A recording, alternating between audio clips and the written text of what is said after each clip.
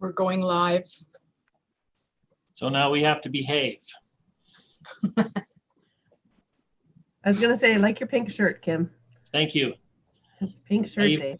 I even remembered we bought these, I don't know, 2, 3, 4 years ago, and I usually just throw it in a closet, and it's all messed up, but I actually remember to bring it out and wash it, and so it's not all wrinkly. So Yeah. my once a year shirt. Is there any significance to it, or? Anti-bullying. Well, today is Pink Shirt Day for bullying, or against preventing bullying, I guess. So. Oh, my apologies. Yeah. Oh, that's okay. A good cause to support.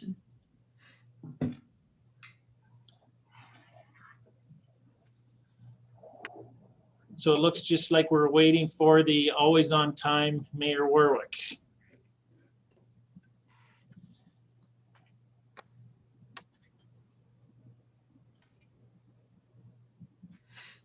So what was the score of the hockey game last night, Councillor Stickle or Councillor Olson? I quit when it was 4-3 Oilers. Well, that's where it stayed. Oh, did it stay there? Yeah, and just a reminder too, when Tyler Price gets on there, he's a big Canucks fan, so feel free to mention that.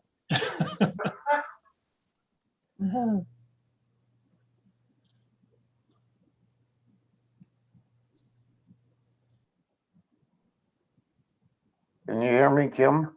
Yep, I can, Brass. Yeah. I won't be here for that leaders meeting on Thursday night, going on a fishing trip, so. Oh, you're gonna miss that? Yeah, Okay, not because I wanted to, but I wanted to attend it, but I won't be here, so.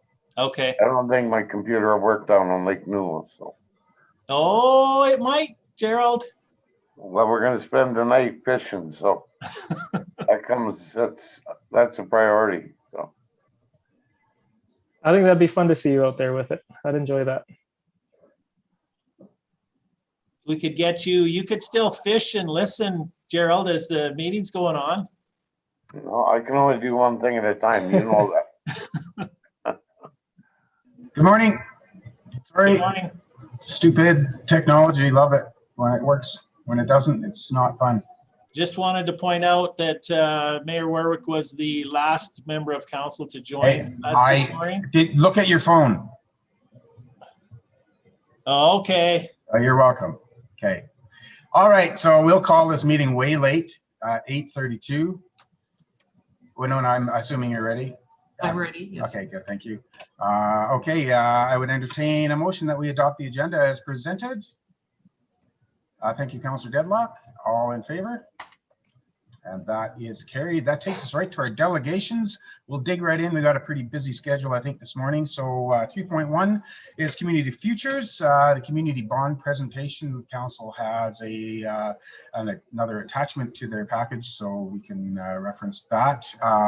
So Vicky, welcome. Good to see you again. It's been a few years, I think, since we've been able to meet. But I'm just going to turn it over to you. I would just suggest that any questions that we have, we'll just leave till the end of the presentation. That makes it a little less confusing for me trying to moderate. So I'll turn it over to you and welcome. Thank you very much. And thanks for this opportunity to your council. We're thrilled to talk about all things, but certainly at our strategic planning meeting we had in November, I believe it was, we talked about unique and different opportunities for communities. And we talked about old stories, new stories, and just trying to look for opportunities for communities and maybe some exploration of how community futures could play a role. And I had just casually mentioned that I was involved in a community bond project several years ago in our community. And it was long before my days with Community Futures, so that's a long time ago. But the project itself and the model is pretty valuable, in my opinion. It can be modified and adopted. And first, let me apologize. I wasn't intending, I sent all this information to Kim and Sandra, but it is a 100-page document. So I apologize. Hope you didn't print it out on your printers. I just wanted to have Kim and Sandra and a couple of councillors know that there is some reference material available. Now, the one I want to talk about was the shorter version, just one piece or 3 pieces of paper here that really was the Saskatchewan model that I was on. So that's the one I'm the most familiar with. So I'm just going to give you my briefing on it, and you can ask me questions after. Our community was struggling. We didn't have a lot of new businesses. We didn't know what we were going to do. Things were in a depressed state. So a group of people got together, and at that time, the provincial government had announced this Saskatchewan Community Bond Project. And what it was an opportunity for the government of Saskatchewan to basically backstop a project. So what I want to tell you is that it was meant for the profitable business sector area, or for small business. It wasn't totally intended and never was used, in my experience, with the not-for-profit center, but I'm going to address that in a second. So this was for profit business. And what happened is each community could go out and seek opportunities to bring in business, manufacturers, some kind of industry sector into their communities to grow their community in jobs, the wealth creation, selling to each other as community businesses, etc. So the model was pretty spectacular.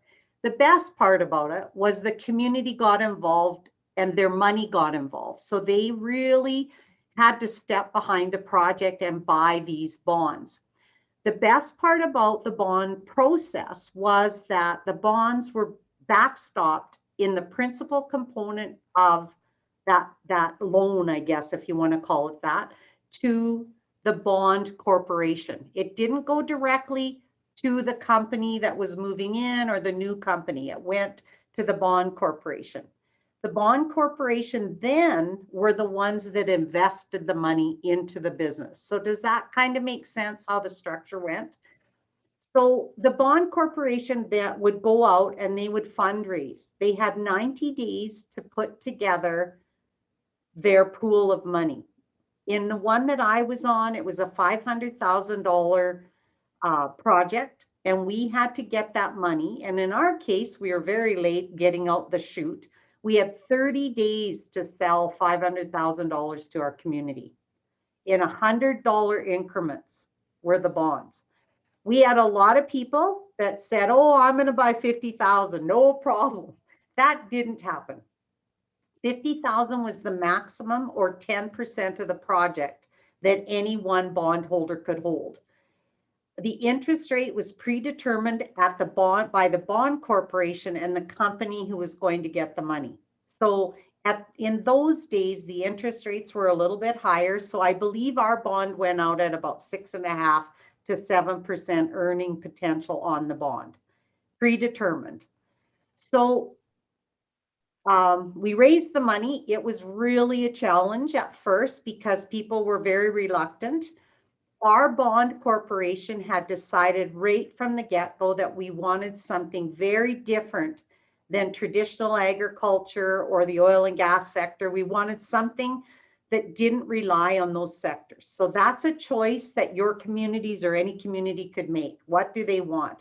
Lots of people in the area, Rosetown, for an example, Saskatchewan, they brought in an egg manufacturer as an example. And I think that in your example in here, that's what they focused on. There was tons of different examples. In our case, we brought in a gyrocopter. And they were like, a lot of people think they're helicopters. They're not. They're a kit plane, basically, but they look like a little helicopter. That's what they look like. And that's what intrigued all of us, is the uniqueness of the project. It was very different. And their sales model was not from Canada. Their sales model was international. So the best part about it is it brought lots of tourism to our region, because these planes have to be made by the ownership. So a lot of these country folks would have to come into Canada, learn how to put their kits together, learn how to fix them, learn how to operate them. So there was training that they had. There was a whole lot of other things that were streams of their project that fit into the tourism sector as well. So that's the one we chose to invest the money in. There was rocky moments. I'm not going to tell you there wasn't. But we were very proud to sell out our bond in 30 days and we had the most investors that they ever had in the Saskatchewan community bond. So what I mean by that is we had lots of $100 investors. And what the cool part about it was for us is that everybody felt they had a piece of it. They felt like they were part of it. So there was a real excitement. When the bond was sold out, the money went to the company and they moved to our community. They lasted for about 17 years in our community. The corporation then was sold to another firm outside of the country, unfortunately, but they did spin a lot of economic activity in our region. They did have a successful bond. The bond was paid back 100% to the bond to the bond corporation. The government of Saskatchewan did not have to put any money into it other than their resources at the front end were very invaluable. So they worked with the Securities Commission. They did all the tough stuff, if you will, and helped our bond corporation manage the fund. It was a totally different group of people who managed the board of directors for the community bond than those of us who sold the bond. So what I mean by that is that if you're really just good at selling, that's where you played a role. So my sister and I, that's where we played a role. We just went out and sold the bond, and others looked after the maintenance part of it. They did have two payments in full they offered dividends twice. They weren't great amounts, but there was a dividend paid. So everybody was pretty excited about that opportunity. And they got paid their 7% or 6.5% earnings on the bond. So in our case, it was very successful. It wasn't without hiccups. Of course, corporations have cyclical natures, and certainly a kit plane or kit little type helicopter, gyroplanes, wasn't without that. But it did provide a successful opportunity. They diversified their company. They got into other inventions and other opportunities within the oil and gas sector. So there was really lots of great spin-offs from this company.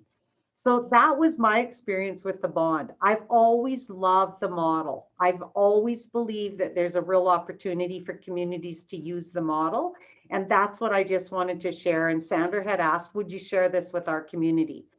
I don't want to say that I have all of the details of the Saskatchewan Bond Corporation. Most of this is my memory, and it was hard to even find documentation, but there still is policy, and I did not want to print off a 3,900 page policy document for you. If you're interested in that, I certainly will dig deeper if that's something your community is interested in. Now, I'm not sure you'll be able to get your province to backstop something like a bond, but can the community do that? So there's other ways to make this manageable potentially, and it may have to be adjusted. I'm not going to say this is the model that's the perfect model for your community, but certainly there's something a little bit to it. We had such a positive experience with our community. We had a hot dog roast, and we brought people together, and we really celebrated this new opportunity, I guess. So it really did. It had everybody really pretty excited. The one major piece to this was that every one of the $100 bonds right through up to the 50,000, if we didn't have that, but if you would have, they're eligible for an RRSP contribution. So that's the beauty. We had a really cool sales pitch. The only thing that you were going to lose in this 5-year window of time was your earnings on your money, right? And that was sort of like roll the dice, but you still had something in your community. So people felt pretty okay with putting their money into this. We had grandparents and aunts and uncles buy kids these bonds. It was just so surprising how many people stepped up to the plate to do it. So that was the really nice part about it. There was a win-win. And like I said, the government of Saskatchewan backstopped the principal. It was RRSP eligible. And so it was kind of a no-brainer. It was kind of a win-win for everybody. So that's the bond experience that I had. The second one that I always felt was really interesting, and that's why I apologize. I got the document and it was 100 pages. I wasn't expecting Kim to send it all out to you, and I don't want you to print it, but it is a really okay document if you want to read it through on the computer that tells you a different model, and it's using a social enterprise concept with the same type of bond scenario. So it may be something that really fits better in today's world than the one that I experienced some time ago. So that's community bonds. They outline in the book very well, in my opinion, exactly how you as a community or an organization would structure such a bond. There is even models of examples of having a capital foundation, if you will, where the money sits in a community bond and then projects can come to you. That's another model. What I've heard about that from a lot of people is that they're not as successful because there's nothing to grab onto. They're just, people want to grab onto something and they want to see that result. And I think that's why with ours, we were more successful because people knew it had to happen. The business had to move here before they got the $500,000 in our example. So I think people in all communities want to see the project, and they just don't want to put their money away and say, oh, when somebody comes up with a great idea, we'll do it. So that's just my own feedback that I've got over the years about bonds and how it could work in communities. But definitely the Social and Innovation Center, they're Ontario based, but I think the model certainly could be adopted for any community in the region. So I'm going to leave it at that. I know I've taken a lot of time and I've said a lot of things. So please jump in if you have a question. I can try to help you out with the answer that I might have. Great, thanks, Vicky. Is there any questions from council? Hands up if anybody. It looks like maybe you're really thorough. Oh, it looks like Councillor Bowden has a question. Surprise. I was just, I thought I read somewhere that you could only raise 50% of what you needed for the project. Is There's that some correct? parameters around the corporation having to be, well, first of all, they have to be a healthy corporation. They get adjudicated, or did get adjudicated fairly intensely by the government of Saskatchewan folks. They were very helpful in doing the adjudication, trying to help the bond group. So 50% had to be invested by the corporation. So that's another good thing, is that you have to have that equity component yourself into this investment. Buy the building, all of that financing had to come from another source for sure. They had to have a strong financial statement before they came. I can't tell you that ours was extremely strong, but it was strong enough to get them over the hump. I'm going to tell you that. And again, even back then, $500,000 wasn't that huge of an investment, if you will, not for the type of business they had. But they worked in fiberglass and they had a whole lot of other things that they had going for them. So their diversification was fairly simple to get into other things in this community. So that was the nice part of it. And that was always their strategy, not just to focus on the gyroplanes themselves. So, but it's pretty extensive. Thank you. So Vicky, I have just a couple of questions. So you said they probably work best under a project specific scenario. Mm-hmm. That's what I would suggest. Yeah. Okay. I'm not opposed to a different foundation, Mayor Warwick. Right. If you think about having a foundation that you want for, enterprise development or whatever. But I really felt, and I think even the comments in the one article in Saskatchewan, they mention it too, that it's best project specific. Right. Yeah, and that makes more sense, just for an investment point of view. And then you said the 5-year bond period where there's no dividend. The dividend comes after, and interest comes after the 5-year period. The dividend was paid out in year 3 and 4, I believe. Okay. And again, that's a corporate decision arranged with the bond corporation board of directors. But they were not obligated to pay a dividend out at all. Right. Like they're not obligated. That was something they had 2 really good years and they wanted to give back. There isn't a lot of, most companies don't want to pay out more than they have to, for sure, but they wanted to show a sign of good faith. And so there was some extra earnings that came out of it. Excellent.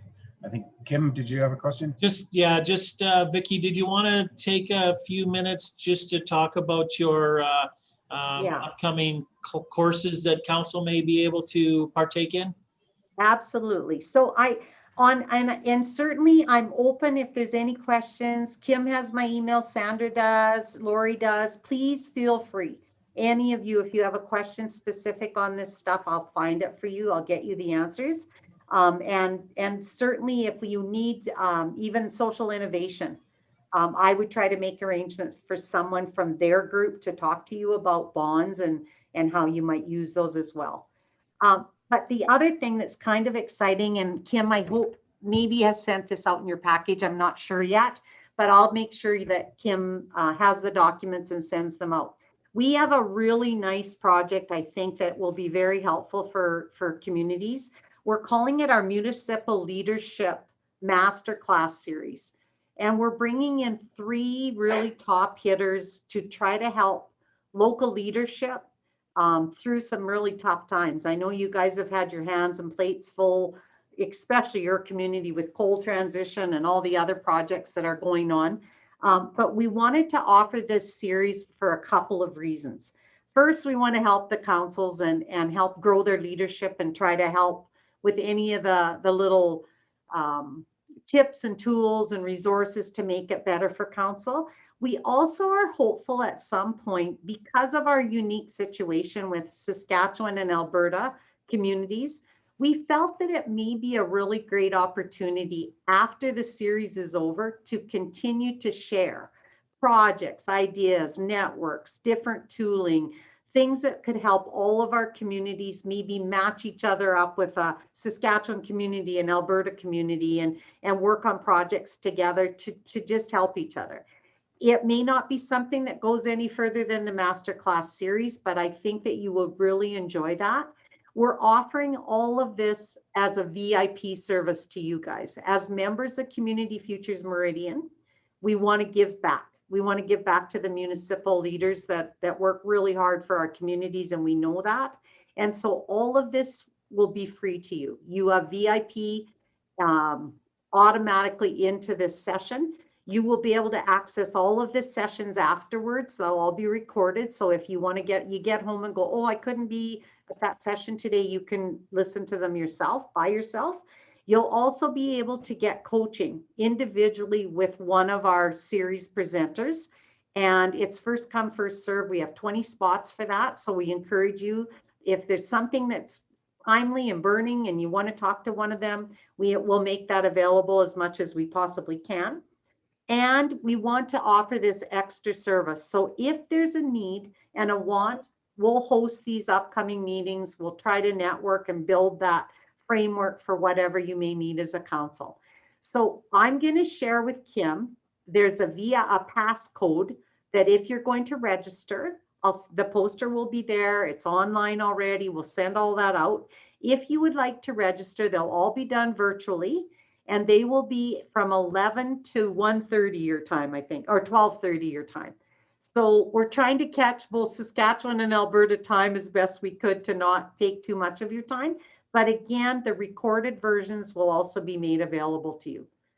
Coaching and the opportunity to, hopefully we can form another group and network where you guys can, once every 6 to 8 weeks, get together. We'll try to bring other presenters in, potentially even people like the social enterprise people on community bonds, that kind of stuff.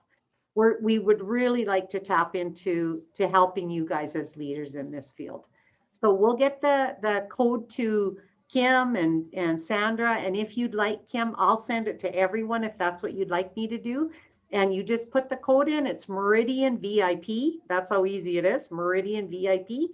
And you'll be entered in free of charge for this service. What would work best, Vicky, I guess, for you? I can certainly give you the email address for council members and you could send it directly, or you could send it to me and I can forward it to them too. So you let me know how you want to proceed.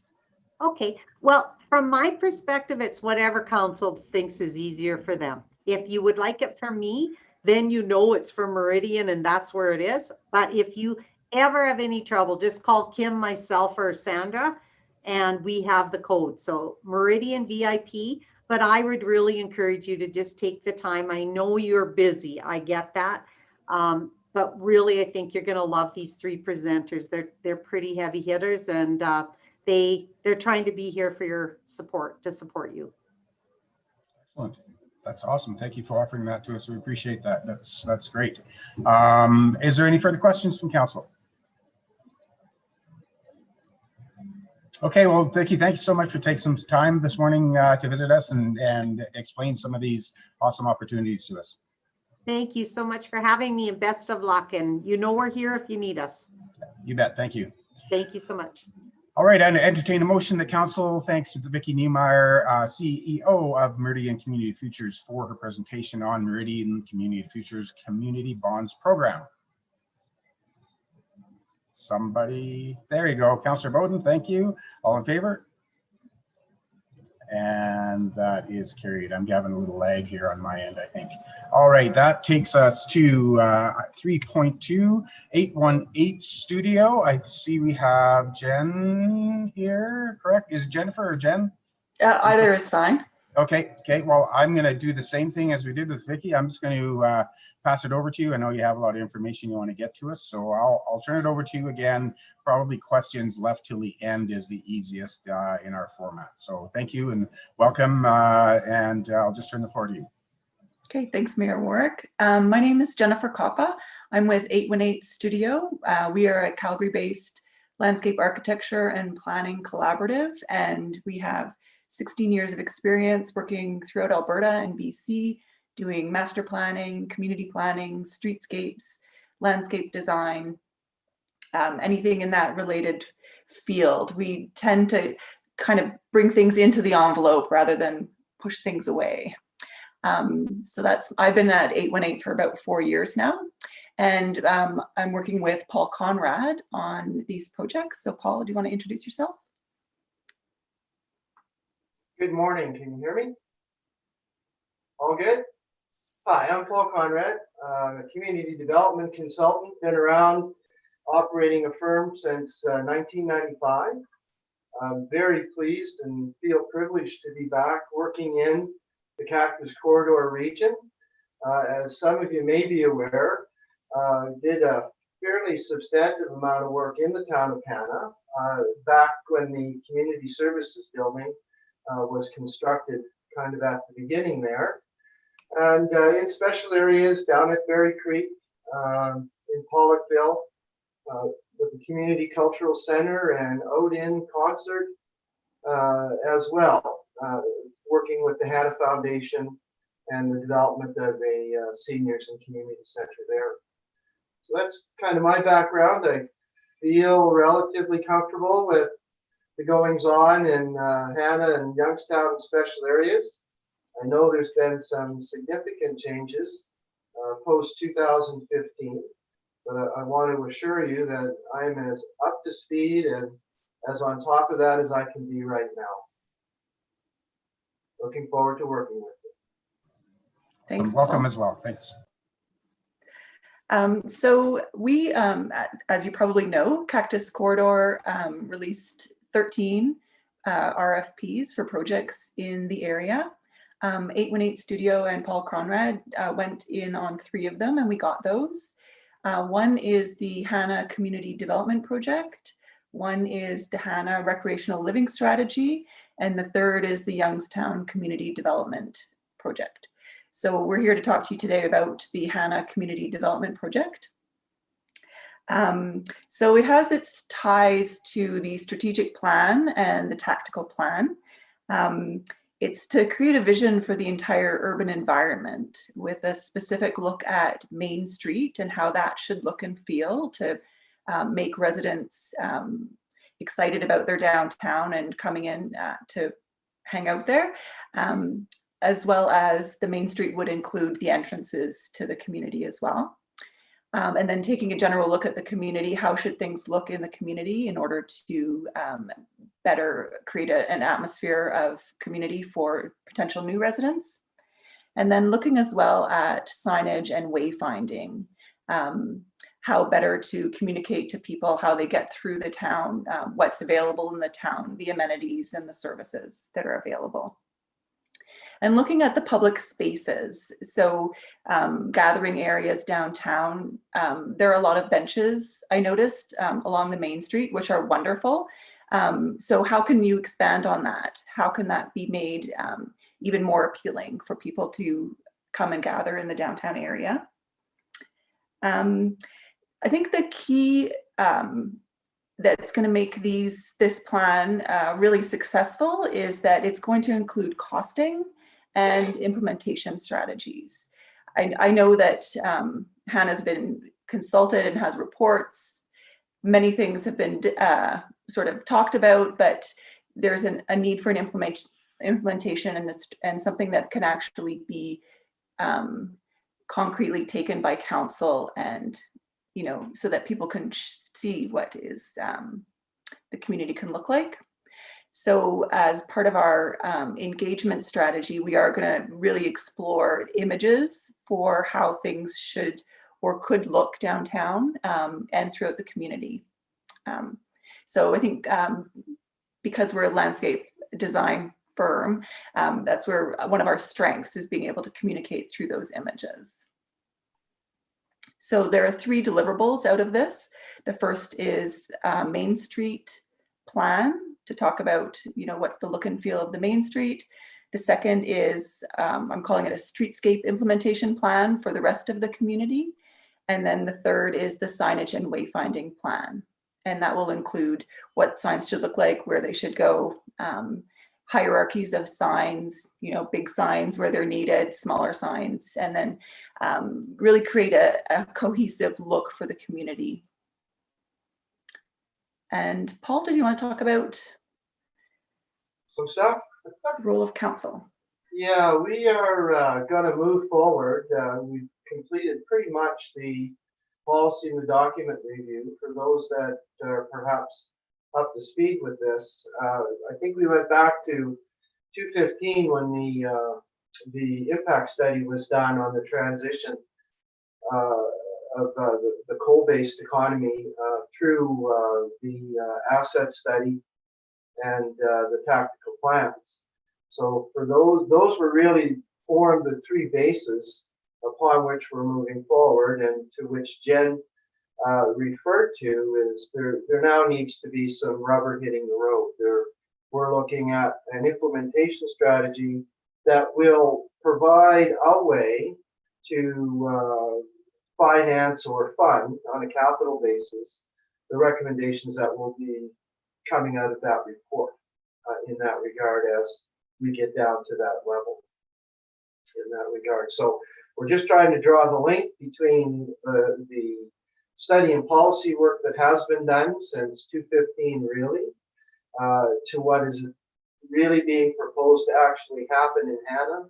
Once decisions are made relative to capital budgets, then we would come forward with a proposed methodology to fund those on a collaborative basis. The things that we've talked about really is what needs to come forward is the decision-making model that Cactus Corridor has in place, highly collaborative, must continue.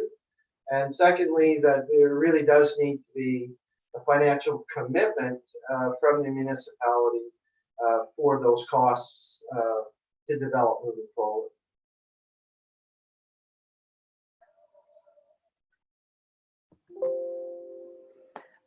So one of the things I guess that has come out of the strategic plan and the tactical plan is the idea of the vision for the community, the identity of the community, I guess, should be agricultural, but not necessarily Western. So I just wanted to give a little check-in today to find out if that's true, if that's agreed upon, and we should go forward with exploring what it can look like under that identity. I'm going to have, my screen's frozen. I can see the speakers, motions, and myself.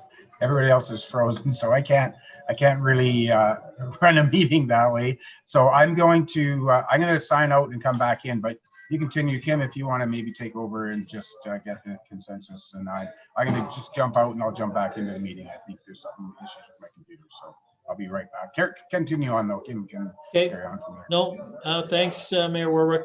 I guess I'm gonna open it up for council.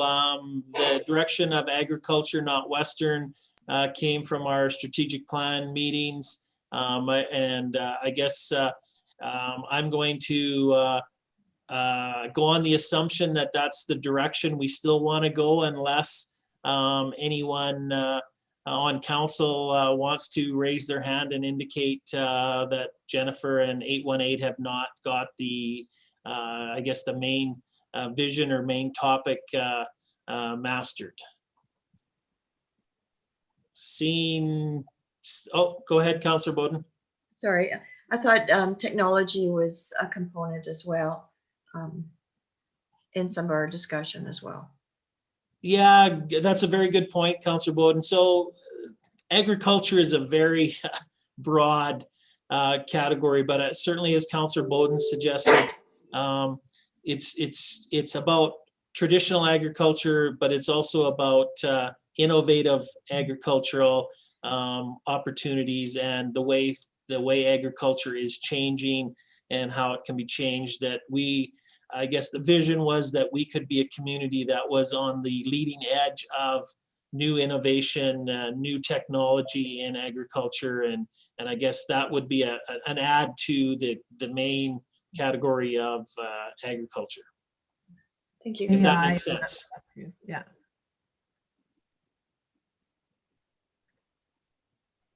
I'm back. It's all good now. Councillor Olsen. Just one comment. I hope a larger piece of it is kind of the urban agriculture, which is such an easy blend with technology, which it all ties into residential things, to improve their quality of life, give them high quality if they want to grow their own stuff, whatever. But just the urban agriculture is such a huge piece, and it just ties in well. So I hope it's not a ranch farm type theme. It all plays so well together. So that's one piece that I do want to make sure is included in there. Modern heritage, I think, is kind of a thought that I had towards it.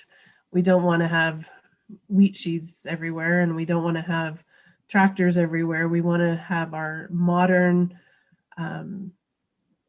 young people in their AI.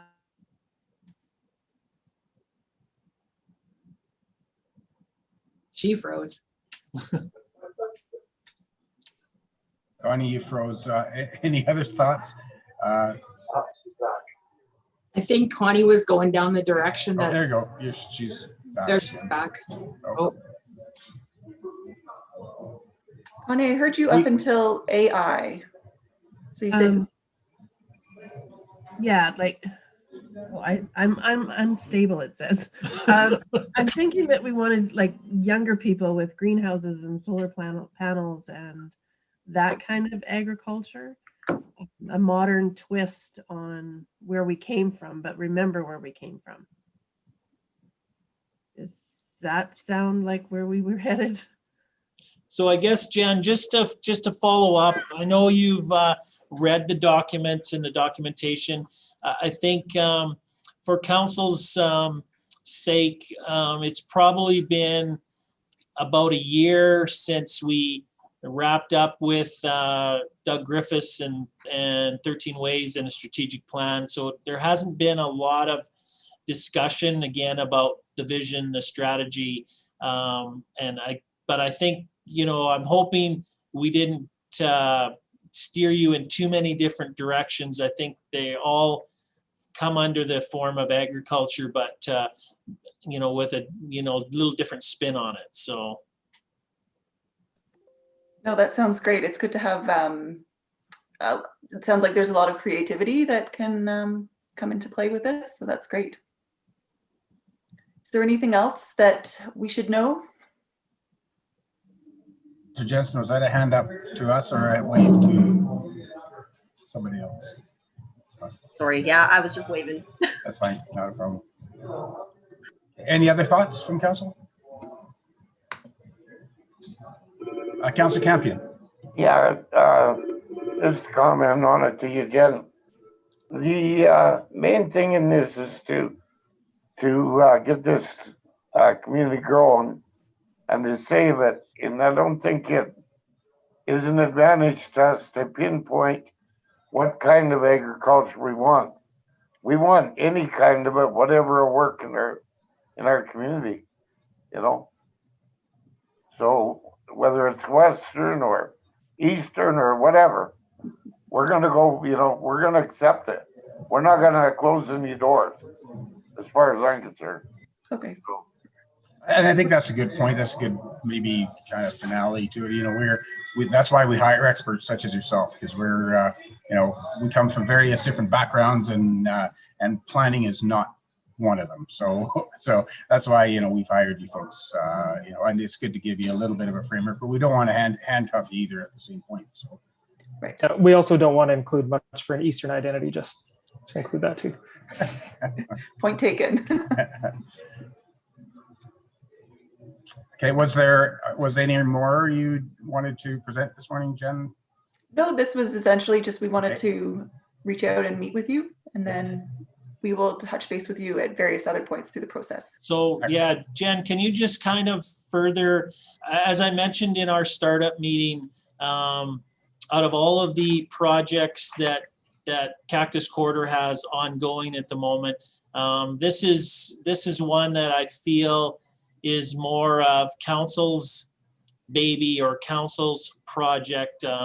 They spent a lot of time and effort on focusing on the downtown and what the downtown could be and how it could rejuvenate our community, as well as the entrances and stuff. So I've had this conversation with Jen and Paul, just in terms of I want council to be very confident that at the end of the day, there is going to be engagement with our community, with our business owners, to get the buy-in, get the vision right. But at the end of the day, council will be the one that will be moving the ship forward, and will be the one that will be making any of the decisions in terms of how we move forward. And I don't know, Jen or Paul, if you can kind of extrapolate that a little better than I did, so that council kind of understands their role in this project, because I think out of all of the 13 projects, this is going to be the one that they will be the most involved with. Mm-hmm. Sorry, Jen, go ahead. During the meeting we had with Kim, he mentioned council's role would be sort of the red light, green light. And we do envision that we'll be touching base with you throughout this process, so that you are well aware of what the public is saying and where we might be going, and that you have the opportunity to make these decisions and prepare yourself for making bigger decisions in the future with regards to costing. Yes, the other thing, looking at your schedule, I'm pleased to see that it's you know, completed virtually kind of September. Of course, we're into a municipal election this fall, and I think this council is fairly passionate about what we've put forward, and you know, if we can see it come to fruition somewhat before the election, because you never know what's going to happen in a municipal election. So I think, you know, it's nice to see projects end on a term end on a happy note. So not to put any pressure on you, but actually to put pressure on you at the same time. But no, that's good. No, we put full trust in the work that you're going to do for us. Appreciate it. And I guess that's an important segue, Mr. Mayor, because one of my comments to Jen and Paul when we first sat down and chatted about moving forward was the timeline. And I'm glad that there's a commitment from council to want to see it done before their term's done, and to want to be the decision maker, because I did say that there could be potential, because it is a large project with significant impact on the community, that potentially, I said, we haven't had this discussion. Council may not feel comfortable making some of these decisions, knowing that they are not running or may not be back on council, and maybe we'll leave it to a new council. But if this council wants to be the red light, green light, and make those decisions before the end of the term, that's great news to hear. So. Awesome. Good point, Kim. Thank you. So if there's no further questions, I'll just open it up to council. Seeing none. Okay. Thank you so much for taking time again, and we look forward to some more interaction in the future, obviously, with regards to the project. So thank you for taking time out this morning. We appreciate it. Thank you. Excellent. Have a great day. You too. Yep, good day. Yeah. All right, I'd entertain a motion that council thanks the representatives from 818 Studios for their update on the Hannah Community Development Project. There you go, Councillor Deadlock. Thank you. All in favor? And that is carried. Okay, and that takes us to 3.3, Hannah Municipal Golf Course Loan. I see Mr. Price is online with us. Tyler, I'm just going to do like we've done with everyone else. So I'm just going to turn the floor over to you and let you give our presentation. We do have it in our package, the documents that you submitted to Kim. And we will maybe just leave questions till the very end of after you've done your presentation, if that's okay with you. Yeah, no, that sounds great. Awesome. Thank you. Welcome. Thanks, Tyler. Thank you, Mr. Warwick. Can everybody hear me okay? Okay, perfect. So I'm sure you guys are all aware of the history of the golf course here in Hannah and what it's meant to this community. If for any of you that don't know me, my name is Tyler Price. I'm a director on the board of directors here at the Hannah Golf Course. I've lived in Hannah for approximately 10 years. And I've become very passionate in the last 5 years about supporting the golf course, the junior golf program, and the programs associated with that municipal golf course. So we're here in front of you today to ask for loan forgiveness for the remaining amount of $68,000 outstanding of the $600,000 that was initially borrowed in the construction of the final 18 holes, or remaining 9. So in the data pack that I was provided to you, I go into some previous history on the expectations that were provided by the provincial government. Shirley McClellan and Jack Hayden were both approached for money at that time. They both promised a certain period, certain portion of that money to go towards that golf course. As you can see, Jack had promised $325,000, and out of that, we only ever received $42,000. So the town was kind enough to step in and support that portion that was missing, and we were able to execute the remainder. Now, what we're coming to you today about is because we had the pandemic in 2019 coming into 2020, the Hannah Golf Course was one of the few courses or activities that were in the first wave of opening because of their outdoor nature. So because we had a good year last year, as well as working on improving the quality of life of the members of the community, we have the ability now to go and improve our maintenance shop as well as other maintenance activities on the course and actually commit to those. So by doing that, we can actually accelerate the plan by 7 to 10 years with this loan forgiveness. We did recently have the ability to host 13 ways, or the town had 13 ways come in and complete an economic assessment. And one of the recommendations was that we had a cosmetic upgrade to the course, which I believe seeing it firsthand has actually made an impact last year on the quality of what the course can offer to anybody coming in for food and beverage, as well as the just the atmosphere at the golf course.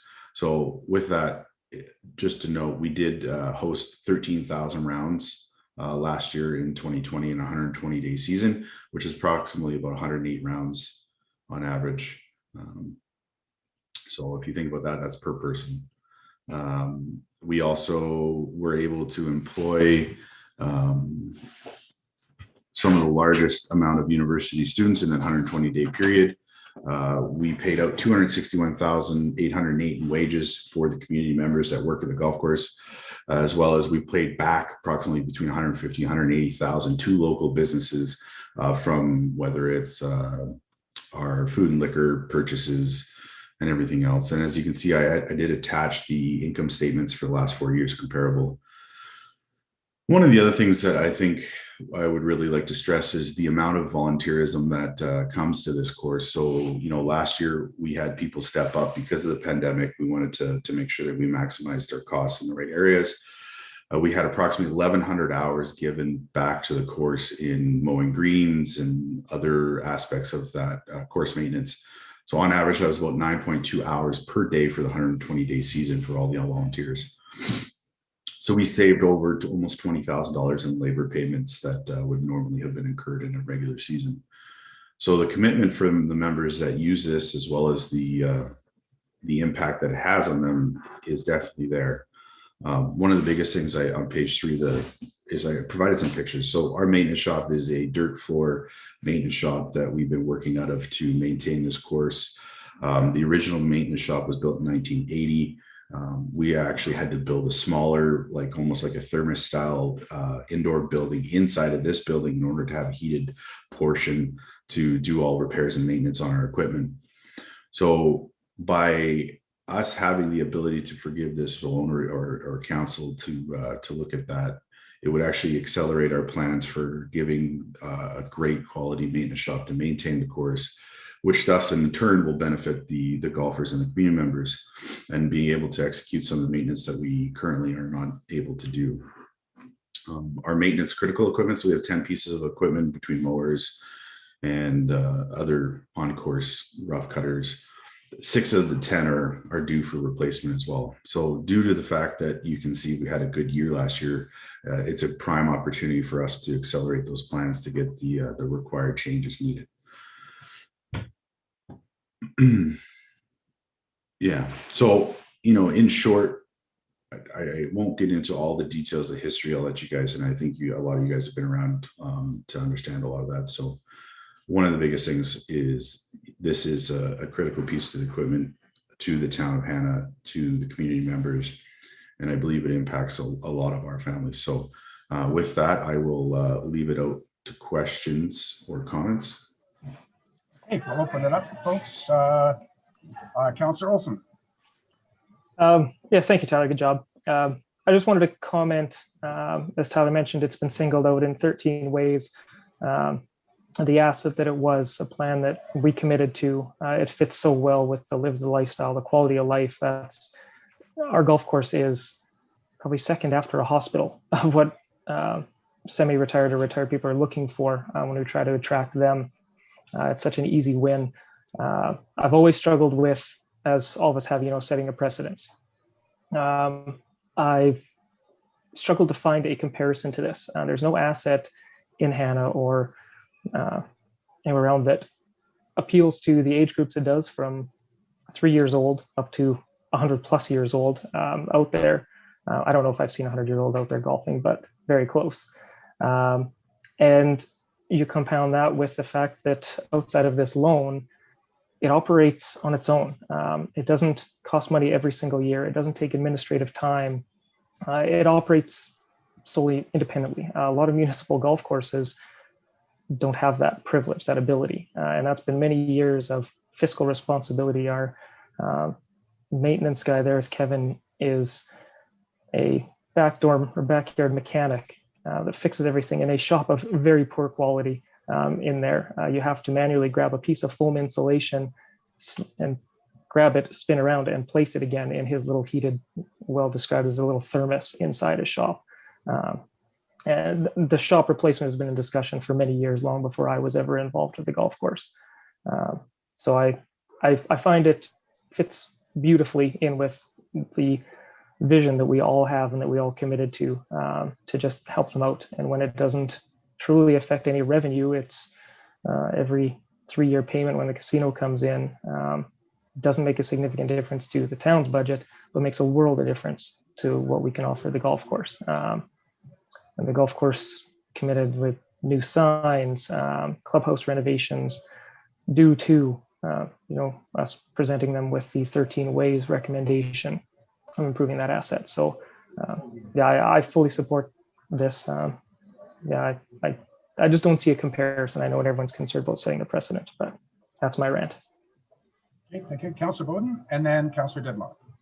Do you have an idea on how much the shop would cost? And would you be coming to the town for money to help with that construction?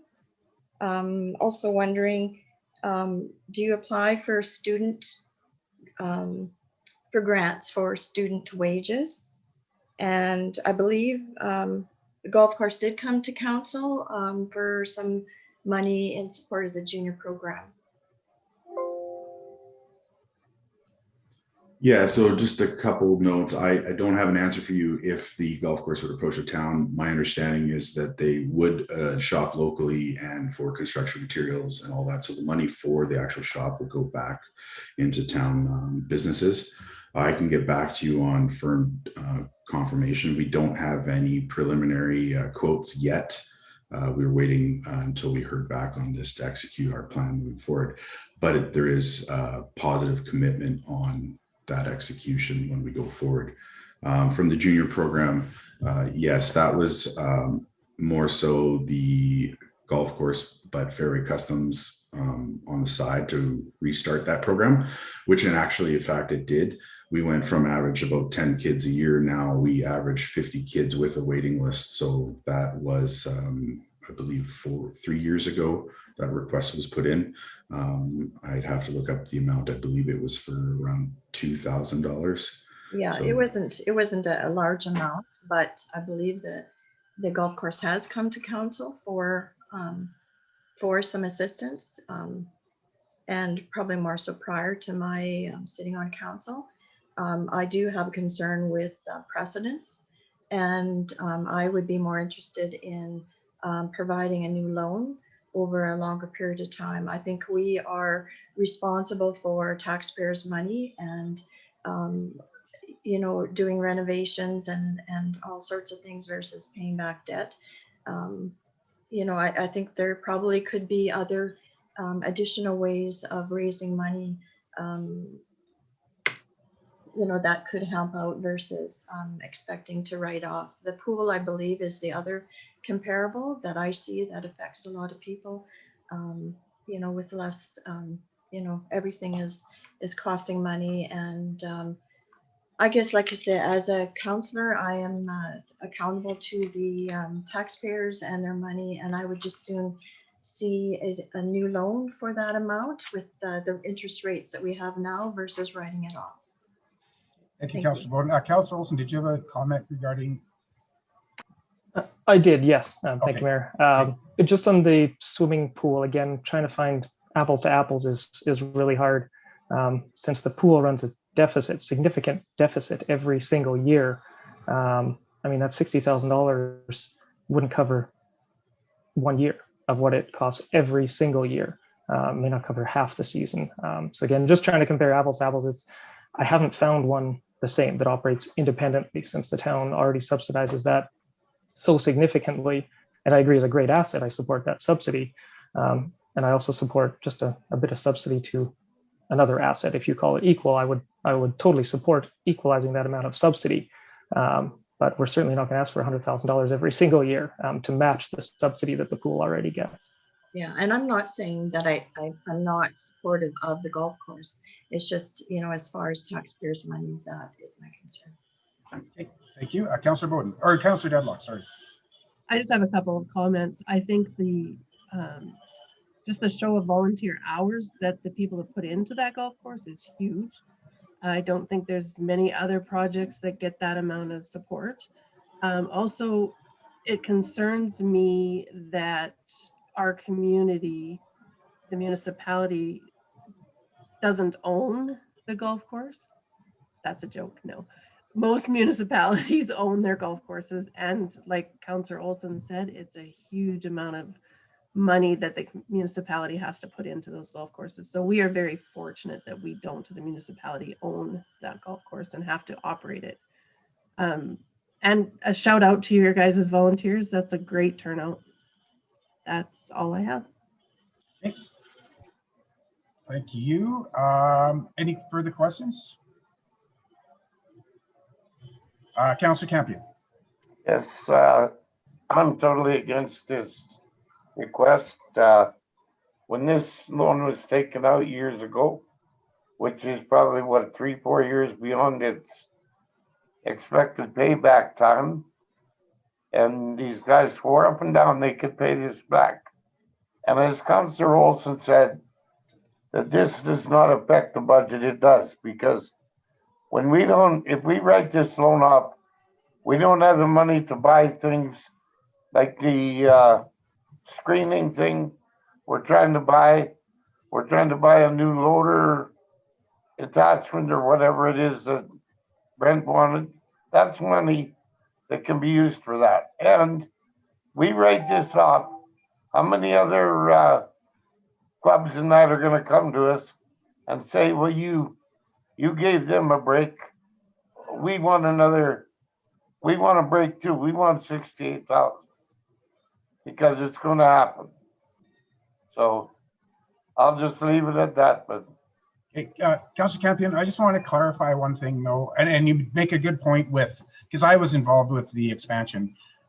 Regarding the paying back in the loan, you're absolutely right. The golf course did say, yes, we will. Now that was also based on the fact that we were going to get the funding from the province, which we didn't. So, and I'm not saying it's the town's issue. I'm just saying that, you know, that we would have had this paid off had we gotten the funding that oh, my screen just changed significantly. Okay. Yes, we would have paid it back had we gotten the funding that the province had. I just want to make that quite clear that it would have absolutely been paid off. So go ahead, Councillor Campion. I've sat over the years and watched this thing because I don't go there, but I have also seen what they've done. When they got a good year or whatever, and they get casino money and that, it doesn't get paid on the loan. They upgrade the community, the golf club, the clubhouse itself, or another part of it, and instead of paying it back, it should have been paid back a long time ago. So, Okay. and I Councillor, don't think the course is promoted because as good as it could be. They talked at one time about connecting with Stettler and a bunch of different clubs around here, getting kind of a tour thing in to bring people out here, and people will. They come out of the city. They love this course, and rightfully so. It's cheap to golf, but you got to remember, Chris, 80% of the people in this town don't golf. yeah. They're No, I'm just only making the point as when we set up the loan originally, it was 100% based on getting that funding from the province. So I just want to make that clear. That's all. I know, and you remember where the money come from. Yeah, Councillor Olson. From a grant from the special areas. Yeah. It was dedicated to our sporting facilities. Okay, we'll just leave it there because you're not understanding what I'm saying. That's fine. Councillor Olson. Yeah. I just wanted, I know there's emotion involved here, and that's fine. But I mean, facts are pretty important. When you say that there isn't tours that come out here, I mean, there's a club that goes from Hannah to Tyler, I believe, competed in some of it too. That goes around all these golf courses. So I mean, that's there. There is partnerships. And when other clubs come asking for an equivalent forgiveness, absolutely, if they check all the same boxes of multiple hundreds of hours of volunteerism, the quantifiable amount of people that it brings in, we can do a count of how many people stayed at Fox Lake, how many people stayed at hotels for these 2-day tournaments. Very quantifiable things. The amount of money that the golf course has paid into local people, into local contractors, into local supplies, the liquor store. If they check all those same boxes, I mean, I would struggle to not support that too, but there just isn't one that's been running that doesn't get subsidized every single year. And when you say it affects the budget, and Kim can correct me if I'm wrong, but it's not included in the budget as a revenue, because those casino payments that you say don't get paid, they do. Out of the 21 to 23,000, it's been 18 to 20,000 every single time those payments come in. So that's been the, I suppose, unofficial commitment every time, is when those casino payments come in, they do. And then that did get paid out last year when it came in as well. We got a $22,000 casino and we paid $20,000 into the loan. yeah, so anyways, that's just rebuttal for those. Okay, Mr. Price? Yeah, just to add to Councillor Olson's comment. So we do, Ryan Wecker kind of runs a conglomerate of golfing groups that go between Drums, Stettler, Acme, Hannah, and it brings a large group during the season where we rotate a lot of the individuals, as well as a lot of our tournaments. Like Councillor Campion said, we do have a lot of people that come out of town that keep returning. Now, I haven't golfed at a golf course where I've returned from an outside perspective more than what I see coming back to Hannah, whether it's guys that'll rent the entire campground for these tournaments or things like that. So that we do have a pretty big turnout, not only locally, but outside of the community, as well as the ongoing golfers that we do a rotational game on, I believe it's Friday. Last year was Fridays. So, and then to the point on the volunteerism, and that's mainly just the maintenance. There's a lot of people that put time, our board of directors put a lot of time into, you know, the course maintenance, the shed maintenance, the golf course maintenance, the cart maintenance, parts and things. So the 1,100 hours was our core documented hours, but I know there's a lot that goes in and above that, as well as the fact that we only employ 2 employees.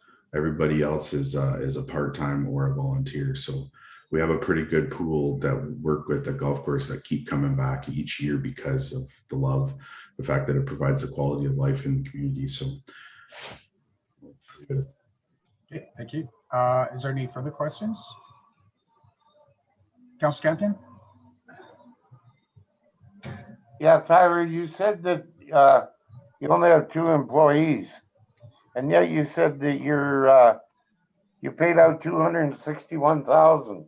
I think, was that not the number in wages? yes, that's correct. So that's a combination of, I'm just going to pull up the wage here. So that's any contract work. We talk about casual labor for the university students, some small ground stuff that includes CPP and EI for those individuals. So the wages for the clubhouse were $103,000. Wages for the grounds were $130,000 over the course of a year. So that includes the 2 full-time employees, as well as all the additional people that support that in a part-time role. So the 2 permanent employees, as you guys are aware, are Karen and Kevin, and those 2 maintain the course and clubhouse throughout the entire 360-day year, not just the 120-day golf season. So on top of those wages, plus all the part-time people we pay out, from the clubhouse perspective, was $103,148 total.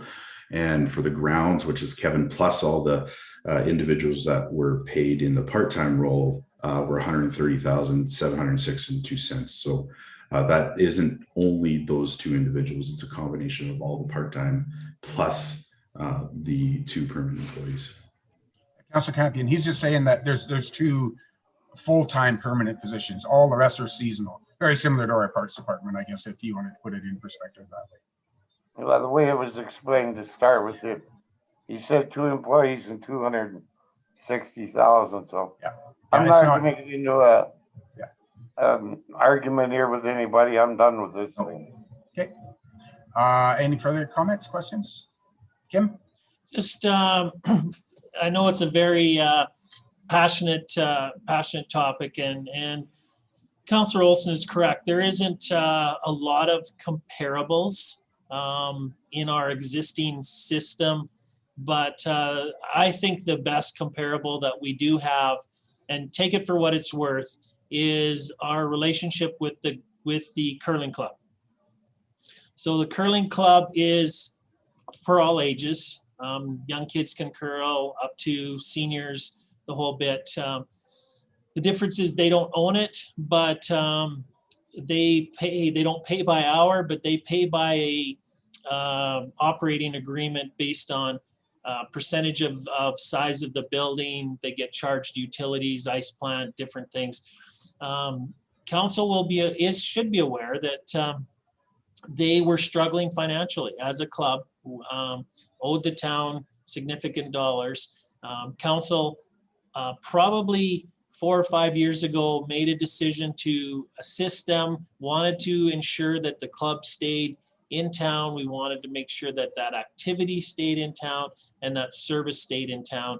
So council made a decision to subsidize their operation. So we do subsidize an operation that is, largely adult, similar to the golf course.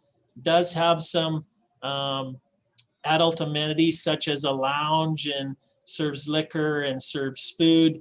But on average, probably over the last 5 years, the town has put subsidized to the neighborhood of about $15,000 a year, their costs. So we are subsidizing, and we know we're subsidizing the pool, the arena, all of those facilities.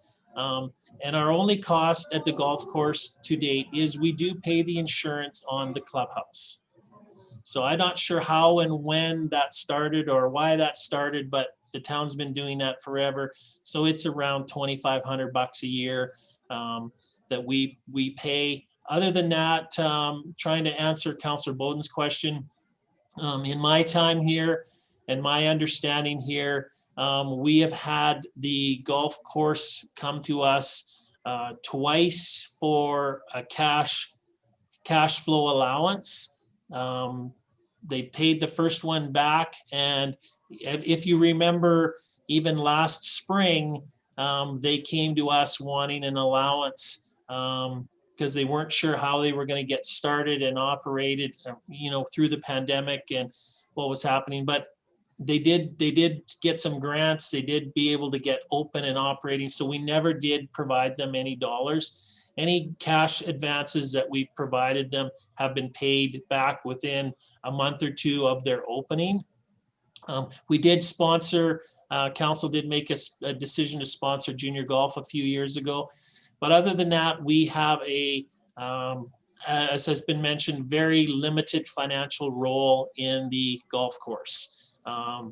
The other thing that is important to identify is the $68,000 is almost like an accounts receivable.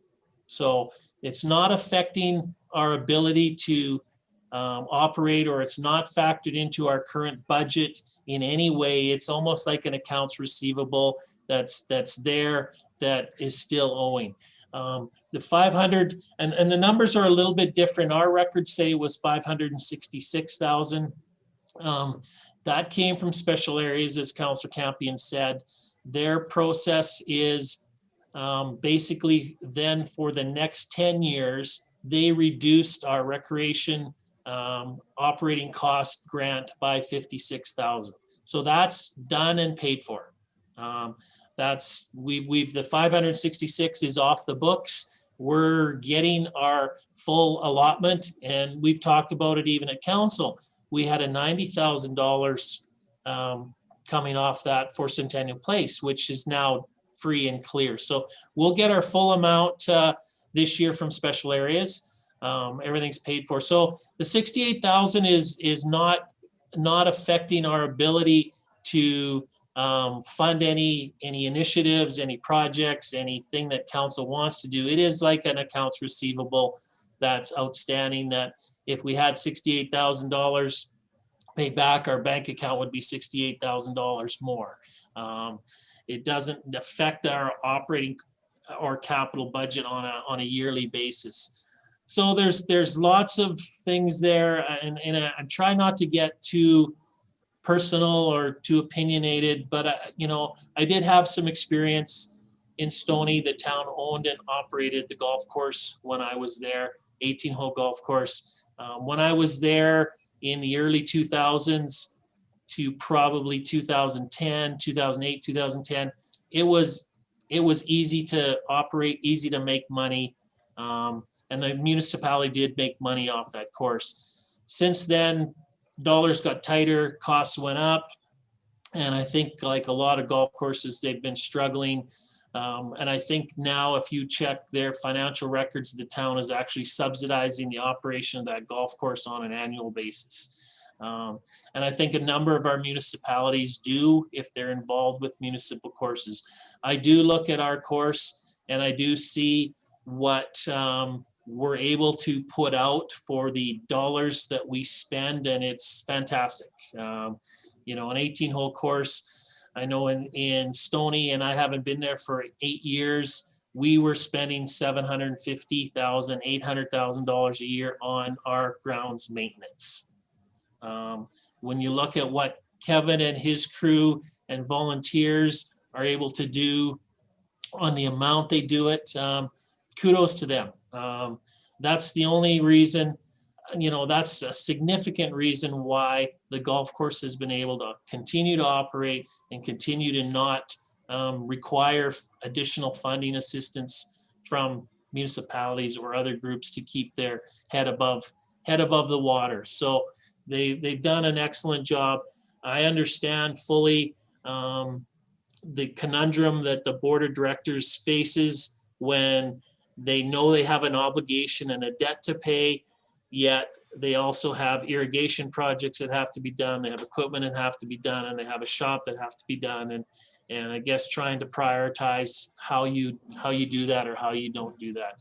In terms of precedents, the only other thing that I can recall that I'm aware of is the town did lend the Hannah minor soccer money many years ago to build those 2 soccer fields, and that was paid back. This would be setting a bit of a precedent, but that's not the end of the world. Council can always deal with each case by case that may come up, but I don't foresee a rash of requests from our community for loan payments to do things. Most of our activities that our community participate in are in municipally owned and operated facilities, which council agrees to operate and agrees to operate at a subsidized level. So it's an interesting topic.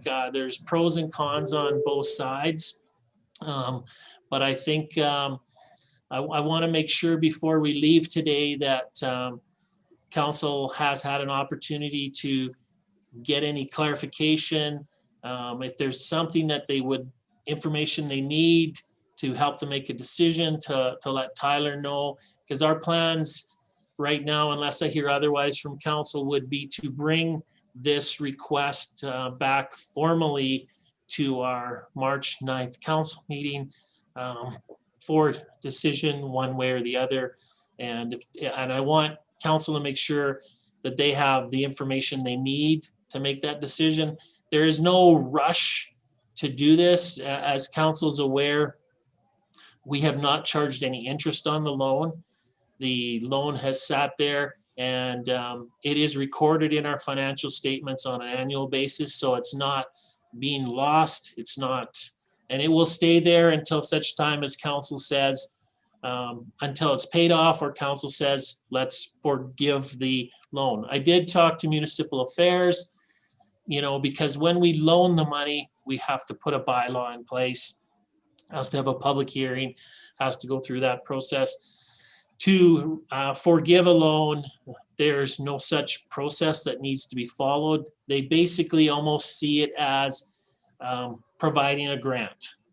We're basically providing a grant, and a grant to the golf course in lieu of loan forgiveness, and that's how the province looks at it. So there wouldn't be any requirement for us to publicly advertise this. Certainly if council wanted, whether we wanted to do some public engagement on it. Again, it's a very hot topic, and you'll probably get answers on both sides one way or the other. So before Tyler leaves, I guess I want to make sure council, if they have any concerns, clarifications, information they need to help them make a decision at our March 9th council meeting, to let Tyler know, let me know, and we can try and get those answers for you, prior to having to make your decision. Councilor Bowden. Is the golf course, are they eligible for any of the COVID assistance funding? For like wages and things of that nature, or? I'll let Councilor Olson answer that. Yep, and they certainly did that 75% subsidy, whatever that was. That was done this year. which again, all that stuff compounded this year. And exceptional busyness on the course is what added to our cash flow for this year, which we know is a one-off. We're not going to plan on, this kind of money every year. But it, with the forgiveness, actually gives us the ability to accomplish some of the goals that we've had for a very long time. But we did that. The wage subsidy, the You guys SEBA, got that. Yeah, you or- guys got yeah. that last spring. Yep. But is there another one that is out? There's that $20,000 expansion, I believe. And I Yeah, you just have to pay $10,000 back. yeah, but I Okay, think great. it's different because at the start of the year, we saw that decrease in revenue. Once we were allowed to open late, we had similar, if not increased revenue compared to last year. So we didn't get wage subsidy for the whole season, as well as I believe the expansion fell into that as well. That later in the year, we started getting equal to last year. So since we didn't have that 30% drop in revenue, we didn't have, we applied for it and just were denied for those because we didn't fit their criteria of revenue loss. Thank you. Councillor Deadlock? Just a quick question. This might not, you might not have this information, but do you guys know how many members are new to the community in the past year or two? Like I know of 3 or 4 couples that came to the community because of the golf course. Do you guys have any idea, Tyler? Tyler, yeah, I'll turn it over to you. Off the top of my head, I guess I don't have an exact number, which I can talk to Karen about getting, but even if looking at the differences in the punch cards to the memberships, they did go up last year as well. So from an economic perspective, we went up $6,000 in just membership punch cards. And we actually transitioned to another $600 increase in student memberships as well.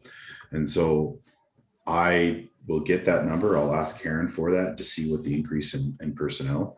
But my big push, especially with this golf course in this community, why I run the junior program, is because the juniors are our future memberships. The juniors are the future drive to maintain this golf course. And it's a lot easier as a parent. I know when my kid goes to me and goes, "Hey, let's go to the golf course," it's a lot easier for me to go rather than me drag my kid. So, that's been my big passion here. And I have seen a lot of the kids driving, the golfing with the parents and that stuff. Okay. Yeah, I think they're helping with stabilize our housing prices quite a bit too, the new people that are coming.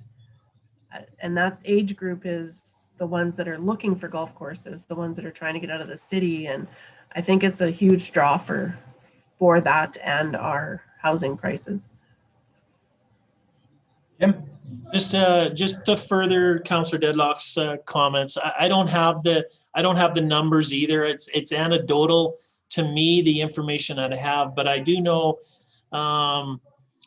that a couple just moved to Hannah. They're probably in the process of moving into their house as we speak, and kind of a more of an upper end house too, that basically came to our community, golfed on our golf course, really enjoyed it, and basically made a move from, I think they were from High River. They made a move here because they really liked the fact they could still get a relatively inexpensive property, and they had a great golf course. And they haven't even, my understanding is they're just about to move in, and they bought their memberships during the Christmas sale. And I do know another couple that live on my walk home that moved here because of the golf course. 100% they moved here because of the golf course. And I know talking with them last spring, they were really grumpy because the golf course was, can we open? Can we not open? And the husband was basically, well, that's why I moved here. That's why I moved here, was to golf. That's why I bought my place. So I know it's anecdotal. I don't have the numbers, but I do know that certainly it is one of our amenities and one of our assets when we're looking to, as Councillor Olson has said, live the lifestyle. It plays an important part in living the lifestyle, and It'd be interesting, Tyler, if Karen has some information in that regards on the makeup of the memberships, but again, I've heard that anecdotally from many different people that that's a main reason why they, or one of the main reasons why they chose to relocate to Hannah. So. And I'm a transplant. I grew up in Vancouver, Fort McMurray, Calgary, and I came here, one, for the family, but I made decisions on my house and my property and my small business around that golf course. So I'm an example of that exact fact here in the town of Hannah. So I can attest to, you know, how much that plays in my daily life, as well as, you know, everything else that we do here as a family. And plus you get free golf balls once in a while that land in your backyard. Sometimes through my window too. Right, yeah, no, I know. Any further questions? Okay, I have one.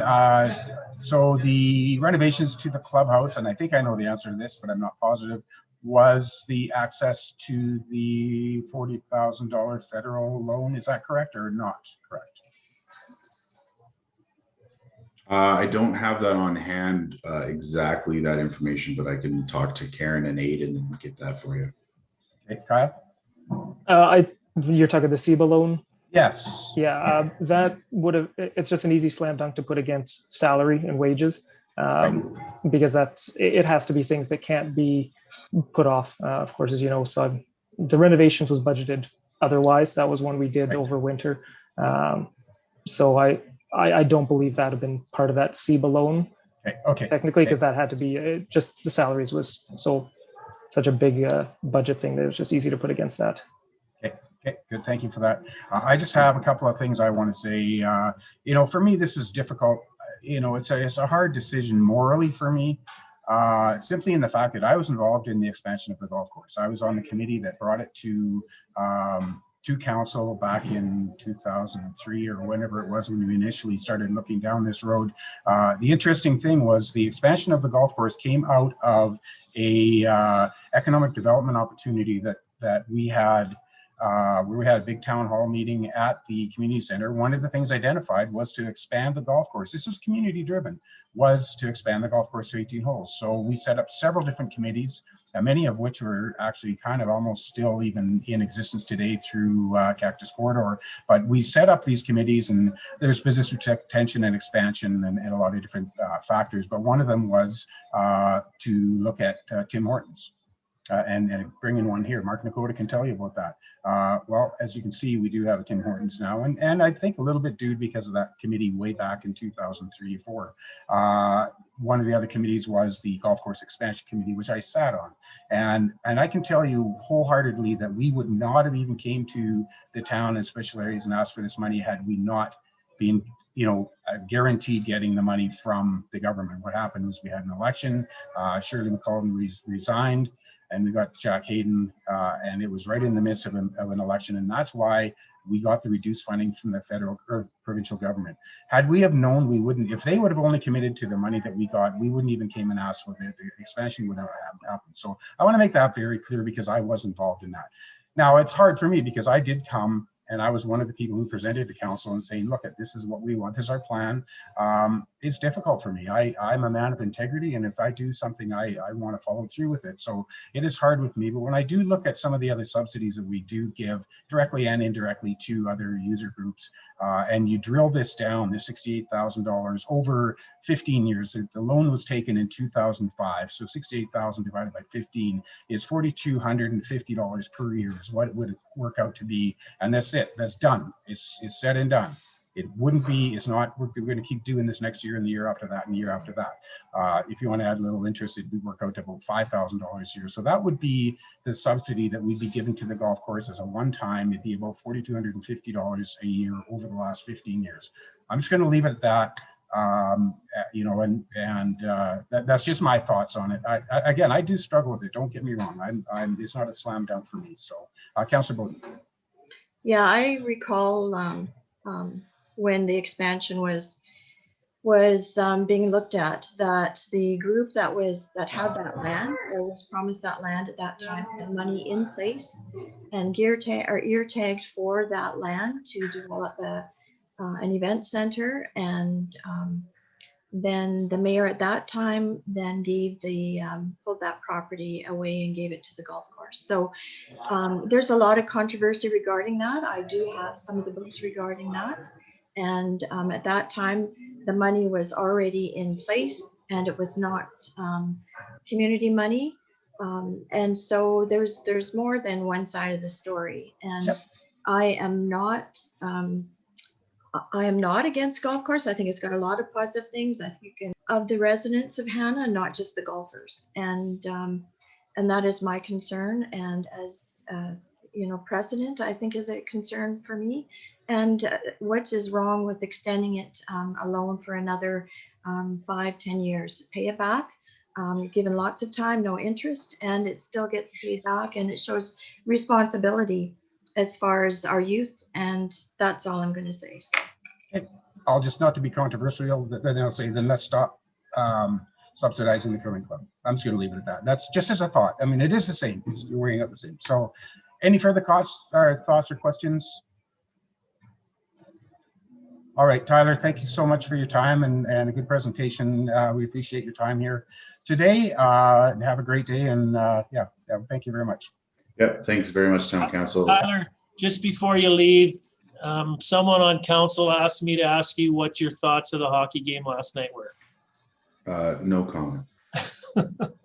I'm an Oilers fan and I was shocked, so sorry. Sorry for that. If you guys have any further questions that come up outside this meeting, Kim does have my email address. If you want to compile a list of the questions that you need further answers, let us know. Between that and Councillor Olson, we should be able to answer any of that for you. Thank you very much. Thanks again, Tyler. All right, with that, I'll entertain a motion that council thank the representatives from the Hannah Golf and Country Club for the presentation regarding their request for the town to forgive the outstanding golf course loan amount owing to the town of Hannah. Thank you, Councillor Stickle. All in favor? And that is carried. All right, that takes us to public presentation. I don't think there's anybody here for that. So we'll go right to the 5.1, the Chief Administrative Officer report. Kim, I'll just turn it over to you. Thank you, Mr. Mayor. Just a quick comment in regards to our lack of staff presence at this meeting today. So Director Olison, Director Snell, and Director Mole are all attending a Alberta Emergency Management Agency workshop, virtual workshop. So they are in attendance there. Of course, Rhonda is away. So that's where they're at. Brent's probably being pulled in a couple direction. I know we had some water issues yesterday and got that one fixed, but it's a little bit like a domino. So shutting the valve off, one of the valves, the bolts aren't working. So they're getting that completed this morning. So that's why they're not in attendance. I don't really have much to add to my report. I think council's aware in regards to COVID, there's been no changes to the restrictions following the guidelines. I believe that on March 1st, there could be an announcement to loosen some other restrictions. I don't know if they will affect us much, but certainly we'll have that direction for you at our March 9th council meeting. Things seem to be going well. Minor hockey is using the facility, figure skating's using it, school is using it. Of course, they were off last week. Hannah Dance is using the Centennial Place, and we've got Kitty's Corner in there. Our one-on-one fitness trainer sessions are minimal, but there are a few that are happening. I know we've had lots of comments, questions from the public who still struggle with the restrictions in terms of, you mean I can't use the walking track? Even if it's me by myself, I can't go on the walking track and go for an hour walk. So I know we're hoping that some of those will open up and loosen up as we move forward, but no real changes there. There still is some work going on with our solar initiatives, solar projects, even though our grant funding has been allocated. the company that we were working with is still working on some projects and trying to move some ideas forward on solar. I know the private development out on Westmoreland lands is a project that's pretty much ready to go. I think the only holdback there is the name of the game right now is to get offtake agreements from buyers. And if developers are able to get those offtake agreements, they're moving forward, because we know right now there is no subsidies from any level of government to operate those facilities. So they need to have someone willing to buy and guarantee the purchase of that power before they're going to invest their capital to build those solar things.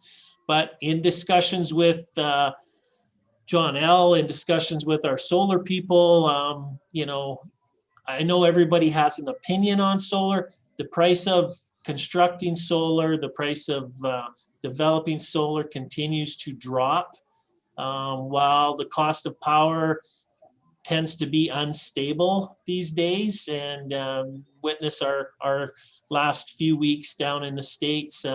So there is the power prices are rising, which continues to make a better business case for renewables as we move forward. Certainly, they're not gonna replace your guaranteed power that you need to backstop everything, but they're still moving forward on some of the things. And I know that same company we have a relationship with has moved into some other renewable energy initiatives, and they recently met with the special areas on hydrogen production out of abandoned oil and gas wells. And so there's another stream that they're headed down. And I know, speaking with special areas, they're, you know, cautiously optimistic that hydrogen production may be a benefit to their residents and their property owners. So that's moving forward.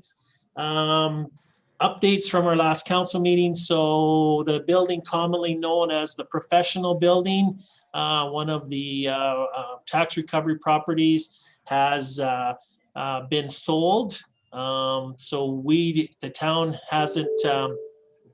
didn't move it forward to get title. We were in that process. There was a sale that went through between the previous owners and the new owners, and all the overdue taxes were paid in full. So that process is not in our hands anymore. There will be the remaining properties the paperwork is all into land titles to get the certificate of title changed over to us. The one interesting thing I learned through this process was, because I wasn't sure, because council had given us direction to take title to them, even though land titles didn't have the paperwork, whether that would cause any issues. But speaking with municipal affairs, the thing that I didn't realize was, even if we take title to a property and we don't dispose of it, say we take title to it and we list it for sale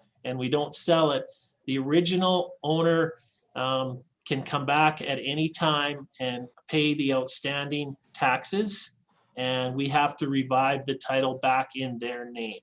So if we haven't done it, if we've taken title to it and sold it, then we retain the proceeds, and they can apply for any difference that we have above and beyond the outstanding cost. But I was surprised that if we took title to it, how easily the previous owner can get back their property. It's just paying the outstanding taxes. So that property is off the list that we move forward with. 205. Just Yep, a question on that. So is there a cost then to the town for doing the title changing, whatever you want to call it? Very minimal. Like, yeah, just curious. It might be like $50. Oh, okay. For us to, like, we do most of that work ourselves. Right. So we just send it in, and whatever land titles charges us to do a tax forfeiture title. So it's not a huge amount of money. 205 Fifth Avenue West. Councillor Bowden, I think, had a question. Okay. Sorry, I was just wondering if title transfers to the town, and the town has to do some maintenance on it. They can still add, sorry, my phone. They can, the town can still add for expenses that had to go towards that during that time frame, right? Yes, so if we took title to, and I'll use the Central Meat Building as an example. So the town took title to it. If we went and paid $100,000 and got it demolished, we can't have the previous owner come back to us, even though we still own it, we haven't sold it, come back to us and say, okay, I'm just going to pay the outstanding taxes on the property and I get title to that property again. That's not how it works. We would add those costs to it, to the taxes, so then they would be responsible for the outstanding taxes and the demolition costs. Yeah, before they can but have title. say water lines burst and work has to go in to clean it up and that sort of thing without demolition, that cost then goes on to title like it would any other, like to cover taxes. Yeah, we'd have to be, water's a little more specific in terms of if it would have to be as a result of the curb stop or in on their property. If there was an issue, that would be challenged or turned over to them. But if it was the main or to the curb stop, that is our responsibility. Yeah. Okay. But yeah, it was news. It was a learning opportunity for us to figure that out. I just assumed that once we took title to it, they didn't have an opportunity to get it back unless they wanted to buy it for the price we were selling it for. So 205 Fifth Avenue, I think council's aware we've had a couple of different offers on that property. The second one fell through. They did have a house inspection done, and I think there was some more significant issues in there than they thought. Since I've wrote the report, I've got another offer on that property lower than what council accepted previously. So we'll be bringing that back to council on March 9th for consideration. Town of Waukee, we've had conversations with them. Triplex, I just wanted to say Minor Ball is moving forward with their drainage improvement project and the fundraising component. They were going to start kind of the kickoff in 2020, trying to do some fundraising and grant applications. Of course, COVID hit and kind of the focus went away from that, but they're back to it again. And I know we just submitted a letter to them for a grant they're applying for. So they are starting to move forward on that project, and we'll hear more about that as we move forward. It's still in the very preliminary stages, primarily because, and I think we'll hear more once their fundraising starts to pick up and they've got some more dollars towards that project. So they did get a contribution from 100 women back in 2019. And so that's what they've got moving forward, applied for some grants. And I know it's been difficult to have any of our traditional fundraisers because of COVID. So that project will be back in the news and back with council. RV parking, I apologize, we just didn't get a chance to bring anything forward on that.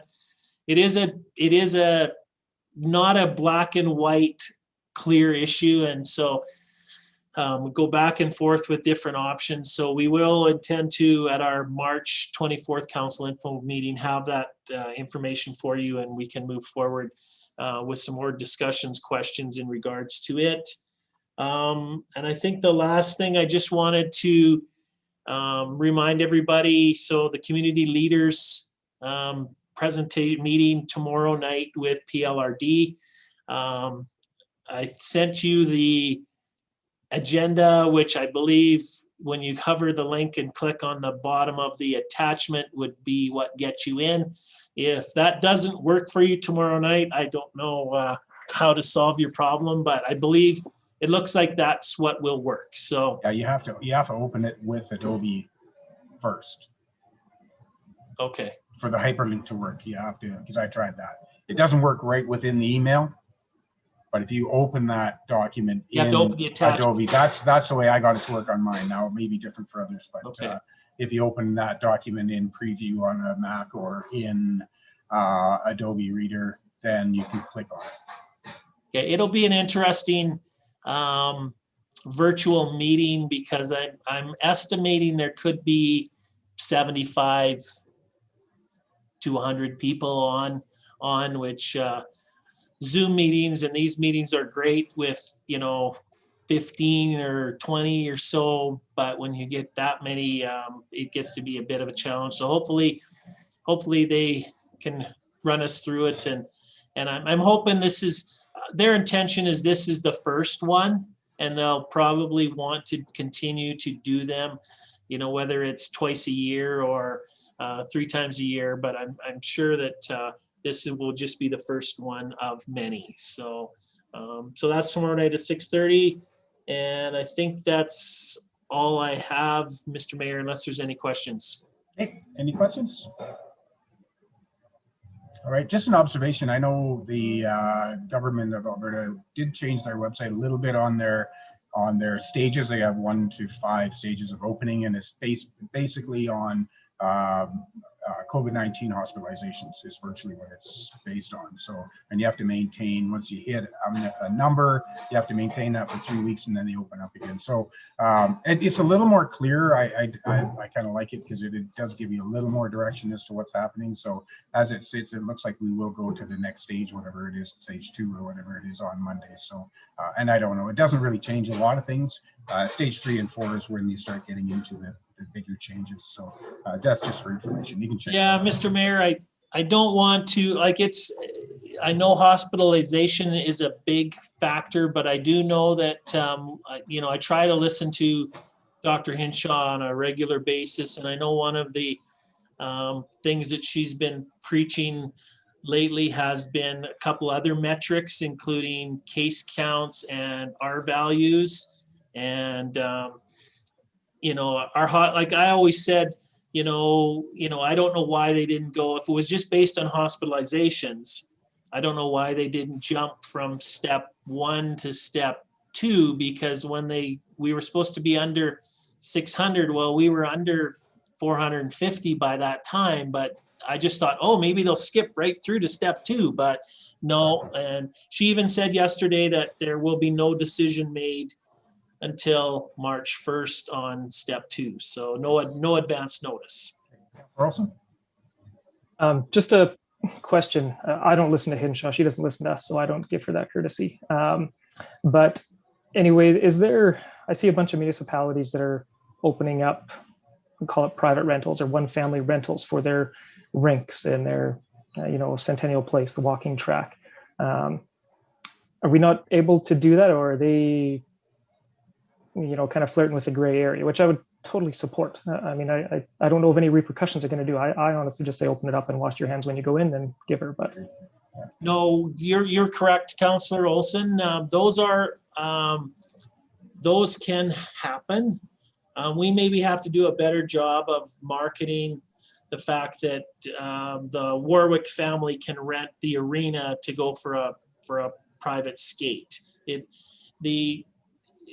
The stipulation is that it is the Warwick family, but they all have to be from the same household, technically. I know we've had a few of those bookings, not a lot, but that is available right now, and certainly we maybe need to do a better job of marketing those opportunities. Okay, Councillor Dedlock, and then Councillor Bowden. Could that be done for the walking track? Have them book times? The only challenge I see, Councillor Dedlock, is our walking track is free.